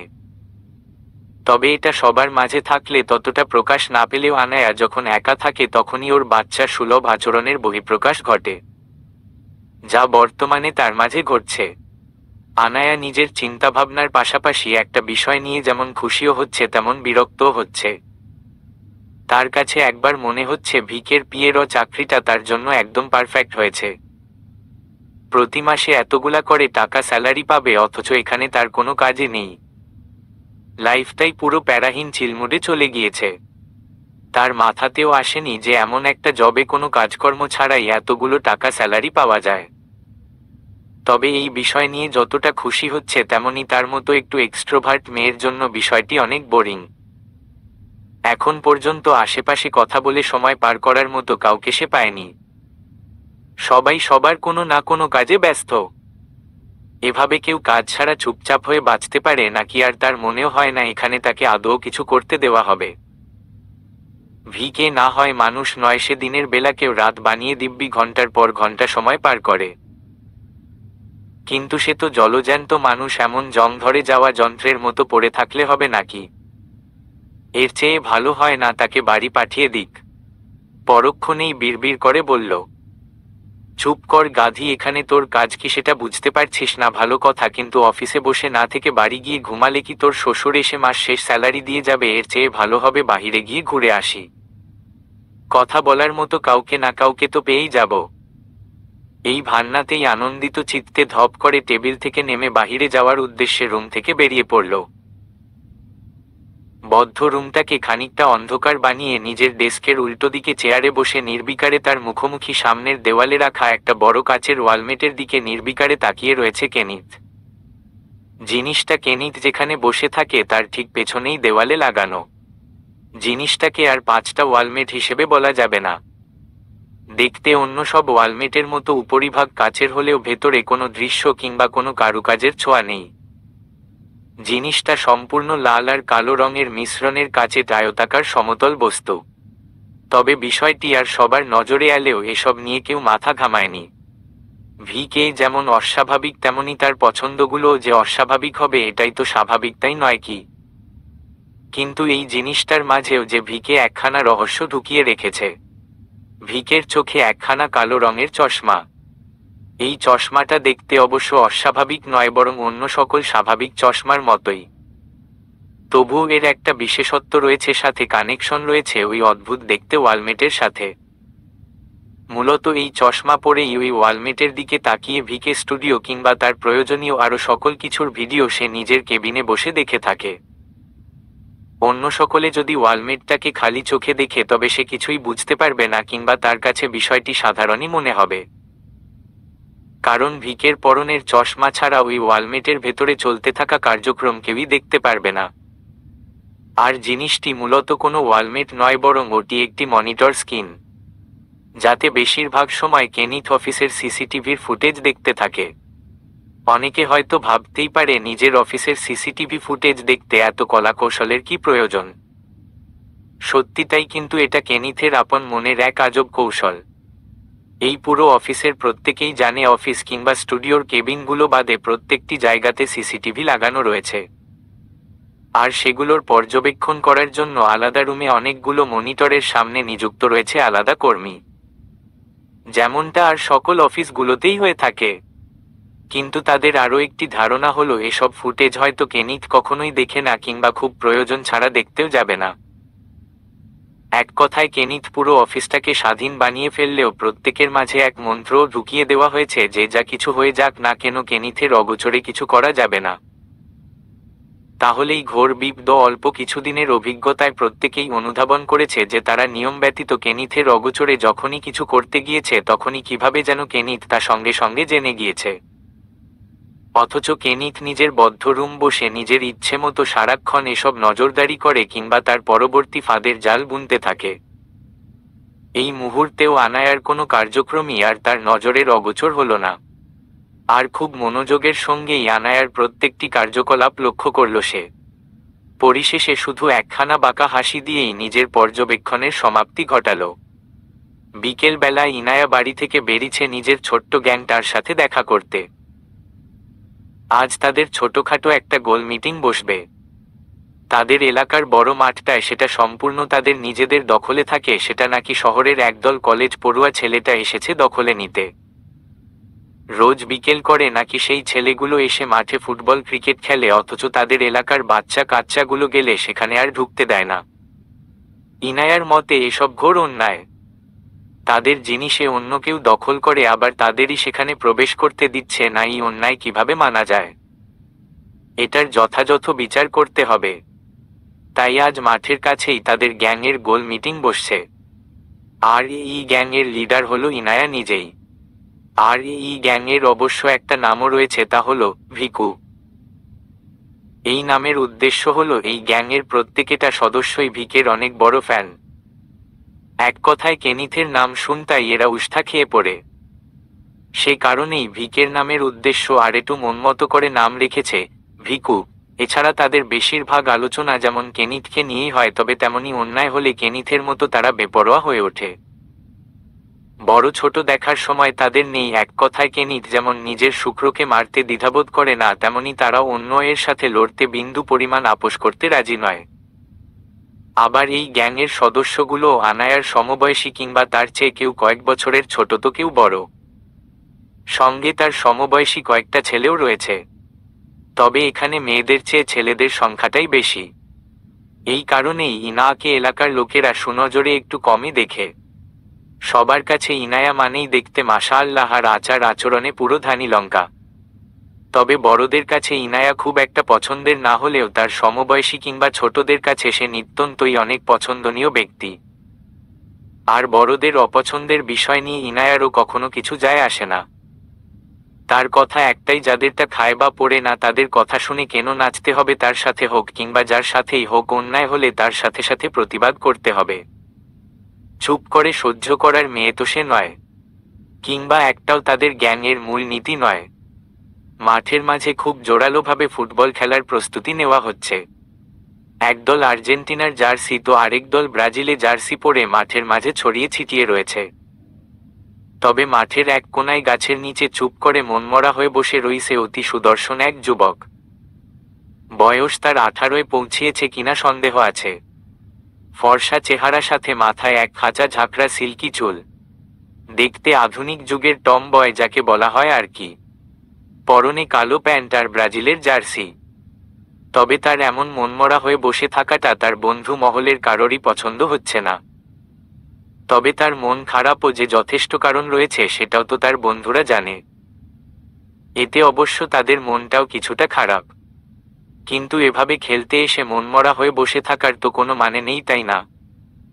বিষয়টি নিয়ে কেউ বিরক্ত নয়, বরং তাদেরও আফসোস হচ্ছে ওমটা না হলেও পারত। এরই মাঝে শ্যাম বর্ণের একটি ছেলে এসে তার পাশে বসলো আর বলল, রোহান, এভাবে প্লিজ মনমরা হয়ে বসে থাকিস না। রেহান ভাইয়ার অ্যাক্সিডেন্টের খবর শুনে আমরা সবাই অনেক কষ্ট পেয়েছি। রেহান ভাই তো সত্যিই অনেক ভালো মানুষ, আমরা সকলেই জানি। তুই চিন্তা করিস না ভাইয়া, খুব তাড়াতাড়ি ঠিক হয়ে যাবে। এরই মাঝে দাঁড়িয়ে থাকা আরো দুটো ছেলে এসে রোহানকে বলতে লাগলো, কিন্তু দোস্ত, তুই এভাবে মন খারাপ করে প্লিজ বসে থাকিস না। আমরা তোকে এই অবস্থায় দেখে আরো বেশি কষ্ট পাচ্ছি। তুই প্লিজ আমাদের সাথে খেল, তুই না খেললে আমরা কখনোই জিততে পারবো না। প্লিজ তুই পারবি আমাদের টিমকে জেতাতে। দোস্ত চল না খেলা স্টার্ট করি, আজ জিততে না পারলে ওই টিম সারা জীবন আমাদের খেপাবে। এমনিতেই তো 7 আপ করতে থাকে, এবার না জিততে পারলে আরো কি কি বলা স্টার্ট করবে কে জানে। অনেকক্ষণ ধরে বন্ধুদের কথাবার্তাগুলো শোনার পর রোহান কোনো উড় দিল না, বরং বন্ধুদের দিকে কিছুক্ষণ তাকিয়ে রইল। এরপর বলতে শুরু করল, ঠিক আছে, আমি একটু টিউবওয়েল থেকে হাত মুখ ধুয়ে ফ্রেশ হয়ে আসছি। রোহানের সম্মতিতে প্রত্যেকেই উচ্ছ্বাসে লাফিয়ে উঠল। অন্যদিকে রোহানও হাত মুখ ধোয়ার উদ্দেশ্যে মাঠ থেকে কিছুটা দূরে অবস্থিত টিউবওয়েলর কাছে যেতে লাগল। সাথে মনে মনে মাঝে নানান চলতে লাগলো, নানা প্রশ্ন, নানা চিন্তা। সব চিন্তা তার বড় ভাই রেহানকে নিয়েই। বড় ভাইয়ের এমন অ্যাক্সিডেন্ট কিছুতেই সে সহ তার পরিবার মানতে পারছে না। এমনকি তার ভাইয়ের অ্যাক্সিডেন্টের কথা এখন পর্যন্ত তার মা এখনও শোনেনি। সে এই খবর জানতে পারলে পরিস্থিতি আরো কোন দিকে যাবে কে জানে। বড় ছেলের শোকে মা নিজেই অসুস্থ হয়ে যাবে, নয়তো ছেলের কাছে যাওয়ার জন্য পাগলামি করবে। রেহানের এই বিষয়টি ইমন, সে আর তার বাবা জানে। আপাতত আর কেউই এই বিষয়ে অবগত নয়। অন্যদিকে বাড়ি থেকে আসার আগেই ইমন তাকে বলেছিল রেহান নাকি আগের থেকে কিছুটা সুস্থ। সে যেন বেশি চিন্তা না করে, অথচ তার চিন্তার পাহাড় যেন কমছেই না। প্রথমে তো খেলার জন্য আসতেই চাইছিল না, কিন্তু বন্ধুদের জোড়াজড়িতে না এসেও পারল না। রোহান নিজের ভাবুক মস্তিষ্ক নিয়ে এগোতে এগোতেই হঠাৎ কারো সাথে ধাক্কা লেগে তার ধ্যান ফেরে। সামনে তাকিয়ে দেখে এক অল্পবয়সী মেয়ে ঘাসের উপর পড়ে রয়েছে। হঠাৎ করেই কি হলো তা বুঝে ওঠার আগেই মেয়েটি তড়িৎ বসা থেকে উঠে দাঁড়িয়ে রোহানের মুখোমুখি হলো। আর কিছুক্ষণ রোহানের দিকে বিরক্তিকর চেহারা নিয়ে তাকিয়ে থাকার পর তা ধীরে ধীরে রাগা নবিত চেহারায় পরিণত হলো। তবে রোহান কি বলবে বুঝতে পারছে না। অন্যদিকে মেয়েটা রাগান্বিত সুরে বলতে লাগলো, এই যে হ্যালো, কথা বলতে পারেন না? রোহান কিছু না বলে মেয়েটির কথায় কপাল কুঁচকাতেই মেয়েটি তা দেখে আবারও বলতে লাগলো, কথা বলতে না পারলে হ্যাঁ না ইশারায় কিছু তো বলুন। তবে অভিনয় করলে কিন্তু খুব খারাপ হয়ে যাবে কিন্তু। আমাকে ধাক্কা মেরে। ইনায়ার কথা শেষ হওয়ার আগেই রোহান বলল, কথা বলতে পারি আমি। রোহানের সামান্য কথাটাও ইনায়ার কাছে হাস্যকর মনে হলো। মুহূর্তেই নিজের রাগা নবিত চেহারাটাকে গায়েব করে মুচকি হেসে কিছুটা তাচ্ছিল্যের সুরে বলল, বাপ রে, কথাও বলতে পারেন দেখছি। রোহান আবারও নিজের ভ্রু কুঁচকাল। মেয়েটির কথাবার্তা তার কেন যেন পছন্দ হচ্ছে না। সে একটু চঞ্চল স্বভাবের ছেলে হলে এই মেয়েটা তার অদ্ভুত লাগছে। কেমন যেন মাস্তান টাইপের ভাব, অথচ চেহারা কি সুন্দর। খুব বেমানান লাগছে তাকে। এদিকে রোহানের ভ্রু কুঁচকানো দেখে ইনায়া বুকে হাত গুজে ভাব নিয়ে বলতে লাগলো, আমাকে ধাক্কা মেরে ফেলে দিলেন কেন, এটা বলেন। মেয়ে দেখেই ধাক্কা মারতে ইচ্ছে করে নাকি ভুল করে মারলে তো নিশ্চয় সরি বলতেন, তা তো বললেন না। ইনায়া কথা শুনে রোহান মনে মনে ভাবল, সে তো নিজের ইচ্ছে মতোই হাঁটছিল, তাহলে সে কখন ধাক্কা মারল? আমি ধাক্কা মেরেছি নাকি? ইনায়া অবাকের সুরে বলল, আপনার মাথায় সমস্যা আছে নাকি? থাকলে বলতে পারেন, পাগল ভেবে মাফ করে দেব। এবার রোহানের সব চিন্তা ভাবনা উবে গিয়ে মেজাজ খারাপ হলো। মনে মনে ভাবল, এই মেয়ে বেশি কথা বলে। এই ভেবে ইনায়ার দিকে বিরক্তি নিয়ে তাকাতে ইনায়া আবারও বলল, ধাক্কাটা আপনিই মেরেছেন, আমি ধাক্কা দিলে মাটিতে নিশ্চয় আপনি পড়ে থাকতেন, আমি নয়। ইনায়ার কথা রোহানের মস্তিষ্কে পৌঁছেতেই রোহান নরম সুরে বলল, ওহ তাহলে সরি। ইনায়া চোখ কুঁচকে রোহানের কাছে মুখটা কিছুটা এগিয়ে নিয়ে কিছুক্ষণ দেখে আর মাথাটা পেছনে নিয়ে এসে বলল, ইট শোক। কে আপনাকে দেখে পাগল তো মনে হচ্ছে না তবে? নেক্সট টাইম ভুল করলে নিজের দোষ ঢাকার চেষ্টা না করে সরাসরি সরি বলে দিবেন। নিজের ভুল স্বীকার করা খারাপ কিছু না। আর নেক্সট টাইম যদি কখনো মনে হয় আপনি এসব ইচ্ছে করেন তাহলে একেবারে উত্তম মধ্যম দিয়ে ছাড়ব। এখন আসি, তবে ভালো থাকবেন। ইনায়ার শেষের কথায় স্পষ্ট হুমকি শুনে রোহান মুচকি হেসে কেসে উঠল। মিস, আমি আমার বয়সে হয়তো বড় হব, তো বড় ছোট কিছু মানব না। অন্যায় করলে আর কেউ ছেড়ে দিলেও এই ইরা ছাড়বে না হু। ইনায়া হুমকি স্বরূপ কথা শেষ করে চলে যেতে লাগলেই পেছনে থেকে রোহান বিড়বিড় করে বলল, মারাত্মক, তবে পিচ্চির নাম চেহারা দুটোই সুন্দর ইরা। এই বলেই মুচকি হাসল রোহান। তবে তার হাসি কিংবা বিড়বিড় করে বলা কোনে কথাই ইনায়ার শোনার সময় হলো না। সে চলল তার গুরুত্বপূর্ণ গোল মিটিং বসালে। মুহূর্তেই আবারও চেনা পরিচিত এক বড় জু অদ্ধ হয়ে গেল।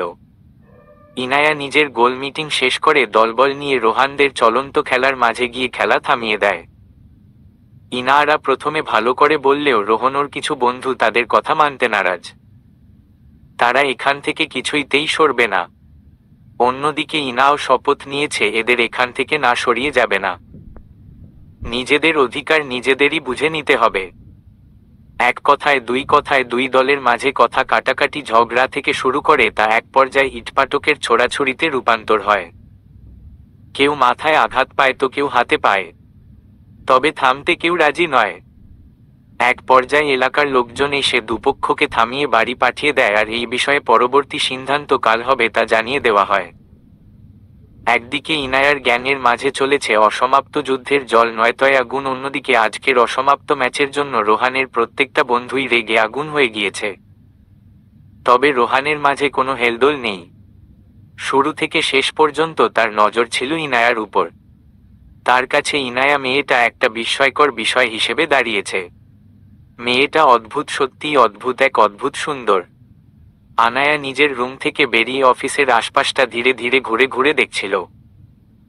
উদ্দেশ্য তার কারো সাথে বন্ধুত্ব তৈরি করে কথা গল্প আলাপের চেয়ে চেষ্টা হলেও নিজের রুম থেকে বের হওয়ার পর আর মনে হচ্ছে না এমন কিছু হবে আজ। আনায়া হতাশ হয়ে আশেপাশে তাকিয়ে দেখল সবাই সবার কাজে প্রচণ্ড ব্যস্ত। দুনিয়া উল্টে গেলেও তাদের কাজ ছাড়া যাবে না। তার সাথে কথা বলার বিন্দু পরিমাণ সময় কারো হবে কিনা সন্দেহ আছে।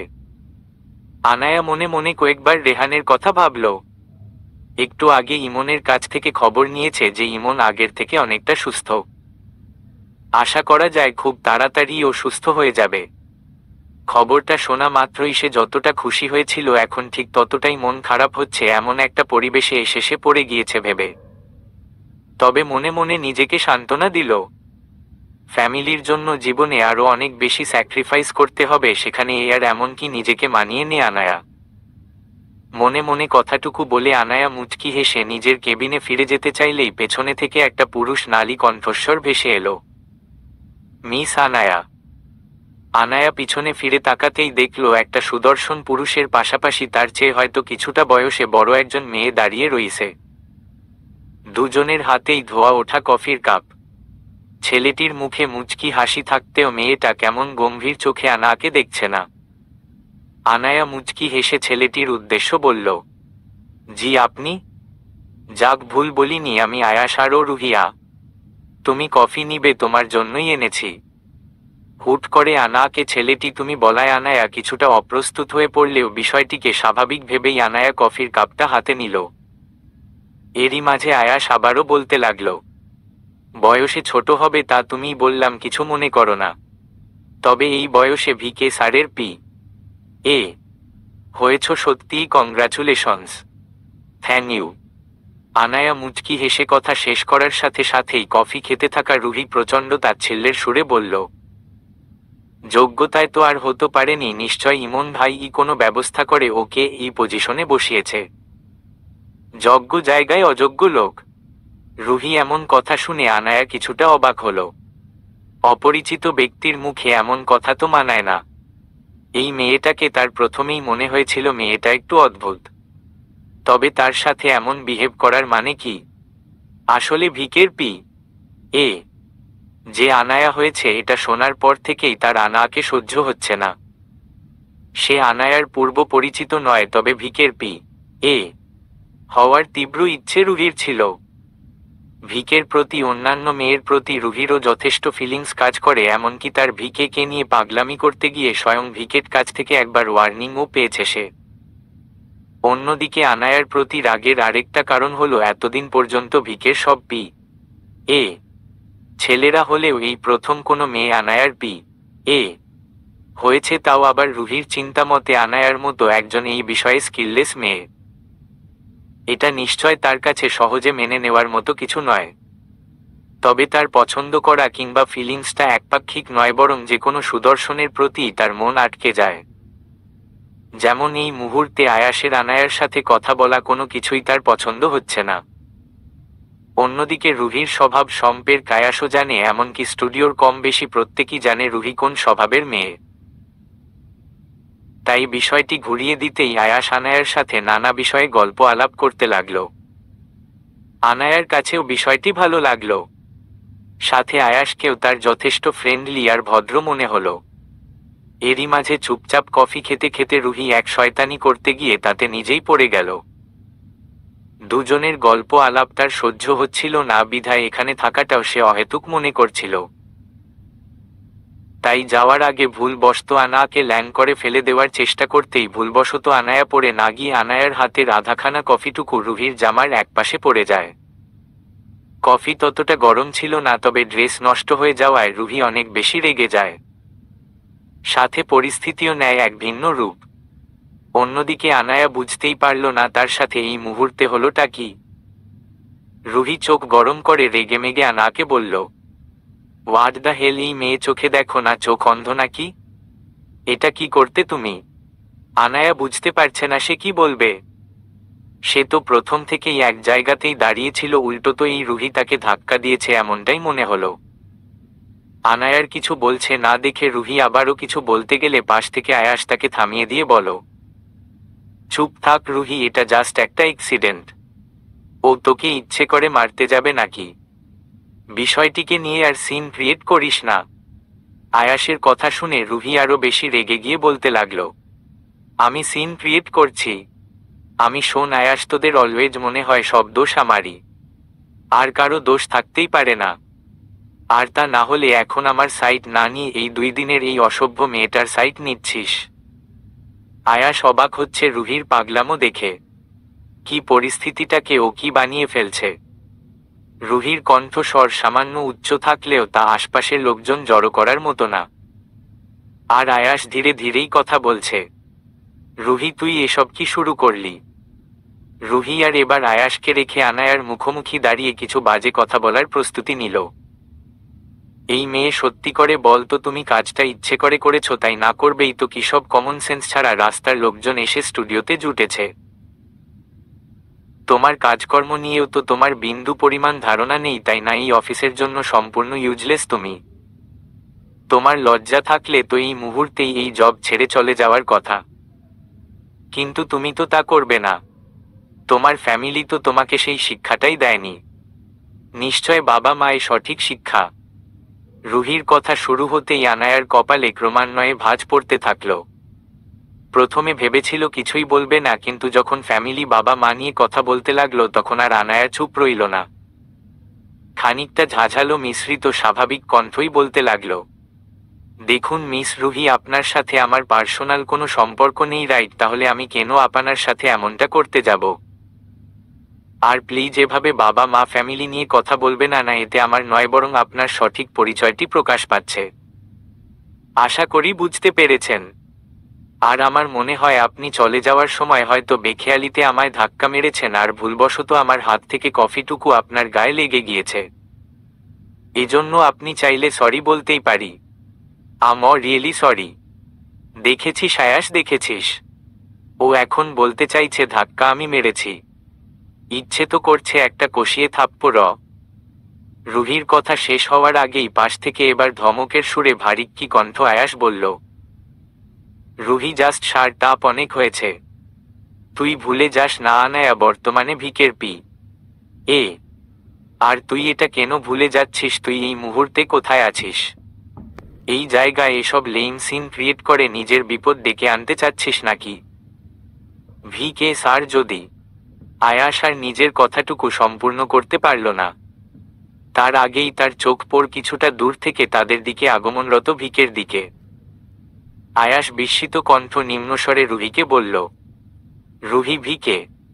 আয়াসের কথা শুনে রুহি আর আনায়া দুজনেই পিছনে তাকালো।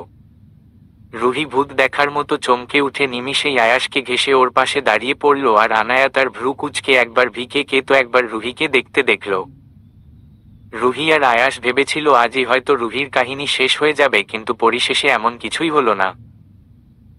ভিকে যেই পশ স্টাইলে অ্যাটিটিউড নিয়ে তাদের দিকে এগিয়ে আসছিল, ঠিক সেভাবেই তাদের পাশ কাটিয়ে সামনের দিকে চলে গেল। একবার ভুলেও দেখল না তার পাশে তিনটে মানুষ আদৌ আছে কিনা। এবারের মতো বেঁচে গিয়েছে ভেবে রুহি দীর্ঘ শ্বাস ফেলে সেই জায়গা ত্যাগ করতেই আয়াস আনায়ার উদ্দেশ্যে বলল, আনায়া, ওর এসব পাগলামো প্লিজ মাথায় নিও না। ও দিন দিন পুরো পাগল হয়ে যাচ্ছে। এছাড়া সৌজন্যমূলক আরও কিছু কৈফিয়ত আনাকে শোনাতে লাগলো। আনাও আর বিষয়টিকে মাথায় রাখল না। কাজে এসেছে আর ছোটখাটো এমন ঘটনা ঘটবে এটাই স্বাভাবিক, কিন্তু এতে মন খারাপ করে নিজের মুড নষ্ট করার কি দরকার। গভীর রাত, বিশাল বড় টিভি স্ক্রিনে আটকে রইছে একজোড়া চোখ। সোফার উপর পায়ে পা তুলে কিছুক্ষণ পরপর আয়েশি ভঙ্গিতে মুখ হা করে তাতে পপকর্ন ছুঁড়ছে কেনিত। মনে হচ্ছে খুব চমৎকার কোনো মুভি চলছে তার টিভির পর্দায়। সাথে আজ তার মন মেজাজও যেন একদম ফুরফুরে। এমন মুহূর্ত অবশ্য কেনিথের মাঝে কিছু বিশেষ সময়ই দেখা মেলে। আজও হয়তো তেমনই কিছু। তবে অদ্ভুত বিষয় হলো টিভির পর্দায় কোনো চমৎকার মুভির প্রদর্শন হচ্ছে না, বরং তাতে একজন সুশ্রী মহিলা সাংবাদিক সংবাদ পাঠ করতে ব্যস্ত। আচ্ছা, কেনিত কি সেই সুশ্রী মেয়েটিকে দেখছে না? না, কেনিত তো তেমন নয়। সে তো মেয়েটির মুখ থেকে সংবাদ পাঠ শুনতেই আগ্রহী। টিভির সেই সুশ্রী মেয়েটি চিন্তিত ভঙ্গিতে বলছে দেশের এক বিখ্যাত নামিদামি শিল্পপতির নিখোঁজের খবর। গত মাসেই নাকি তিনি নিজ কাজের উদ্দেশ্যে দেশের বাহিরে গিয়েছিলেন। লোকটির পরিবারের বর্ণনা অনুযায়ী তিনি এখনও দেশে ফেরেনি, অথচ খবর মিলেছে তিনি গত 4 দিন আগেই দেশে এসেছেন, অথচ চিরুনি চালনি দিয়েও তার খোঁজ মিলছে না। তিনি এখন উধাও। দেশের মানুষের কাছে তিনি অনেক ভদ্র আর সৎ লোক হিসেবে পরিচিত হলেও এবার মিলেছে ভিন্ন তথ্য। ধারণা করা হচ্ছে তিনি 4 দিন আগে যখন দেশে ফিরেছে ঠিক সেই রাতেই তাকে গায়েব করা হয়েছে শহরের দূরের এক জঙ্গলের পথ থেকে। তার লাইসেন্স করা গাড়িটা সেখানেই পাওয়া গিয়েছে, সাথে তার প্রয়োজনীয় কিছু জিনিসপত্র আর বিদেশ ফেরত জামাকাপড়ের ব্যাগ।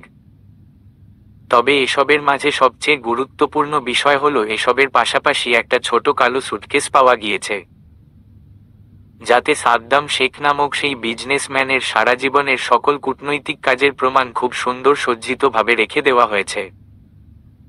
তার করা ন্যাশনাল কিংবা ইন্টারন্যাশনাল সকল অনৈতিক কাজকর্ম, সাথে ড্রাগস ও অস্ত্র চোরাচালানের পাশাপাশি নারী ব্যবসারও স্পষ্ট প্রমাণ পাওয়া গিয়েছে। প্রত্যেকের ধারণা বলতে গিয়েছে এসব দেখে তারা ভাবতেও পারছে না তার মতো লোক বহু বছর ধরে এসব কাজ করে যাচ্ছে। তবে তার গায়েব হওয়ার পেছনে এটা তো নিশ্চিত যে কোনো সুকৌশল সম্পন্ন তারই কোনো শত্রু এই কাজ করেছে। কারণ সুটকেস থেকে শুরু করে তার গাড়ির আশেপাশে কিংবা সম্পূর্ণ জায়গাতেই আগন্তুকের খোঁজ মিলবে এমন কোনো প্রমাণ পাওয়া যায়নি। এছাড়া ঘটনাটি যে জায়গায় হয়েছে তা সম্পূর্ণ পরিত্যক্ত আর জঙ্গল এরিয়ার রাস্তায়। ওমন জায়গায় অত রাতে সাদ্দাম শেখ কোন কাজে গিয়েছিল তা তো জানা যায়নি, তবে আগন্তুকের দেখা মিলবে এমন কোনো সিসিটিভি কিংবা লোক সমাজের অস্তিত্ব সে জায়গায় নেই। সুটকেস কিংবা গাড়ির কোনো অংশে সাদ্দাম ব্যতীত পাওয়া যায়নি অন্য কোনো আগন্তুকের ফিঙ্গারপ্রিন্ট। কাঁচা রাস্তায় নেই কোনো গাড়ির টায়ারের ছাপ। আর ছিল কিনা তাও বোঝা যাচ্ছে না, কেন রাস্তা মাঝে একে রাখা হয়েছে নানা রকমের চিত্রকর্ম। এছাড়া কাজটি একজন নাকি বহু জনে করেছে তা বলাও মুশকিল। পুলিশের মাথা ঘুরপাক খাচ্ছে এই কেসের সমাধান করতে। কারণ পুলিশের কাছে কিছুদিন পর পর দেশের নামি দামি ব্যক্তিগণের নিখোঁজ হওয়া আর তাদের অনৈতিক কাজকর্মের প্রমাণ একটা কালো রঙের সুটকেসে রেখে যাওয়া কোনো নতুন কিছু না। কিছুদিন পরপরই এই ঘটনা ঘটছে, অথচ পুলিশ কিছুই করতে পারছে না। আগন্তুকের খোঁজ ফিরবে এমন কোনো ক্লু না পেয়ে বরাবরের মতো তারা আবারও হতাশ। শুধু ক্লু হিসেবে আগন্তুক ফেলে যাচ্ছে তার একটা জিনিস, তা হলো সেই সুটকেস যেটা কিনা কোনো ব্র্যান্ড ছাড়া একটি প্রোডাক্ট। সর্বশেষে সম্পূর্ণ সংবাদ পাঠ শেষ হলে কেনিথ উঠে দাঁড়ালো। এরপর এগোতে লাগলো তার বিশাল বড় বাড়ির একপাশের দেওয়ালের দিকে। দেওয়ালের সাথে লাগানো না রকমের ইউনিক আর এক্সপেন্সিভ শোপিস আর ইউনিক কিছু ওয়ালমেটে। তবে দেওয়ালের একপাশটাকে দেখে মনে হচ্ছে জায়গাটায় বেশি সময় পার হয়নি, নতুন করে রং করা হয়েছে। শুধু রং নয়, বরং মনে হচ্ছে খুব নিখুঁত করে প্লাস্টার করে তাতে সুন্দর করে রঙের প্রলেপ দেওয়া হয়েছে। কেনিথের পরনে শুধু একটি কালো ট্রাউজার, বিস্তৃত খালি বুক, সাথে চুলগুলো ঘাড় পর্যন্ত এলোমেলো হয়ে ছড়িয়ে ছিটিয়ে, মুখের কোনায় বাঁকা হাসি। কিছুক্ষণ দেওয়ার সেই পাশটার দিকে তাকিয়ে থাকার পর তার বাঁকা হাসি খানা আরো অনেকটা বিস্তৃত হলো। আর পরক্ষণেই হুট করেই কেনিথ হালকা করে দেওয়ালের সাথে ঠোঁট লাগিয়ে চুম্বন করে সেই জায়গা প্রস্থান করল। কেনিথের বিলাসবহুল বাড়ি খানা শহরের কোনো নামি দামি ভিআইপি এরিয়ায় নয়, যেমনটা তর স্টুডিও। ভিকের বাড়ি আসলে কোথায় তা কেউ জানে না। শহরের একটা নামি দামি ভিআইপি ফ্ল্যাট তার নামে রয়েছে, আর সবাই জানে সে সেখানেই হয়তো থাকে। তার এই বাড়ির খবর তার ইন্ডাস্ট্রির বড় মাপের লোকজন জানলেও এই বাড়িতে আসার সাহস কেউ করবে না। তারা সবাই জানে এই বাড়িটি কেনিথের হলেও এখানে সে কিংবা কেউ থাকে না, আর এখানকার এক বড় শক্তিশালী ক্ষমতার জন্য এই বাড়িতে ভিন্ন কারো আসার কোনো ক্ষমতা কিংবা পারমিশন নেই। বাড়িটি শহর থেকে অনেকটা দূরে এক নির্জন এলাকায় অবস্থিত। বাড়ির আশপাশে লোকজনের চলাচল খুবই ক্ষীণ। কেনিথের বাড়ি থেকে অনেকটা দূরে দূরে জনবসতির আস্তানা। খুব প্রয়োজন ছাড়া কেনিথের বাড়ির রাস্তায় কেউ আসা যাওয়া করে না। তবে বাড়িটা প্রত্যেকেরই কাছে খুবই আকর্ষণীয়। দেখতে অসাধারণ আধুনিক কারুকার্যে ঘেরা। এমন জায়গায় বিশাল বড় এরিয়া এমন বাড়ি সত্যিই দুর্লভ। তবে এই এত বাড়িটার দেখাশোনার জন্য নেই কোনো গার্ড। সম্পূর্ণ বাড়ির উঁচু প্রাচীরগুলোতে ব্যবস্থা করা হয়েছে ইলেকট্রিক শকের। এমনিতেই সাধারণ প্রাচীরের চেয়ে এই বাড়ির প্রাচীর তুলনামূলকভাবে অনেক বেশি উঁচু। আর কেউ কষ্ট করে যদি এই প্রাচীর টপকে বাড়ির ভেতরে যাওয়ার চিন্তা করে তবে তার সম্ভব হবে না। তার আগেই ইলেকট্রিক শক খেয়ে আধমরা হয়ে নিচে পড়ে রইবে। এমনিতেও এই উঁচু প্রাচীরের দরুনে বাহির থেকে লোকজন বাড়ির উঁচু মাথাটুকু ছাড়া কখনোই কিছু দেখতে পারেনি। বাড়ির ভেতরে কি রয়েছে তা দেখার সৌভাগ্য মনে হয় কেনিথ বাদে আর কারোরই নেই। আর এই বাড়িতে কখন কি ঘটে তার খবরও সকলের কাছে অজানা। কেনিথ নিজের বাড়ির এক বিশেষ স্থানের দিকে এগোতে লাগল। সে যতই সামনের দিকে এগোচ্ছে ততই অন্তত ভয়ঙ্কর আর হিংস্র কণ্ঠস্বর ভেসে আসছে। একটা সময় পর কেনিথ বিশেষ স্থানে পৌঁছাতেই দুটো হিংস্র কুকুর তার দিকে এগিয়ে এলো। তাদের হাতে পাশে মোটা মোটা লোহার শিকল বাঁধা, দেখতেও দানব আকৃতির, বিশাল বড় বড়, সাথে প্রচণ্ড ক্ষুধার্ত। কেনিথে ওদেরকে দেখে মুচকি হাসল। এই কুকুর দুটো দেশীয় কোনো কুকুর নয়। কেনিথ বিদেশ থেকে এই দুজনকে নিয়ে এসেছে প্রায় কয়েক বছর হলো। তখন থেকেই এরা দুজন কেনিথের কুকমের সঙ্গী। কেনিথ হেসে বলতে লাগলো, খিদে পেয়েছে, ওয়েট কর, খাবার এখনই নিয়ে আসছি। এই বলেই কেনিথ পাশেই রান্নাঘরে চলে গেল। দুটো বিশাল ফ্রিজের মাঝ থেকে একটি ফ্রিজ খুলে সেখান থেকে খানিকটা মাংস বের করল। এরপর সেগুলাকে স্টেক রাখার মতো খুব যত্ন সহকারে রেখে সেগুলো কুকুর দুটোর সামনে খেতে দিল। মুহূর্তেই হিংস্র জানোয়ারের মতো খাবারের উপর দুমড়ে পড়ল কুকুর দুটো। আর কেনিথ আয়েশি ভঙ্গিতে রকিং চেয়ারে বসে ওদের খাওয়া দেখতে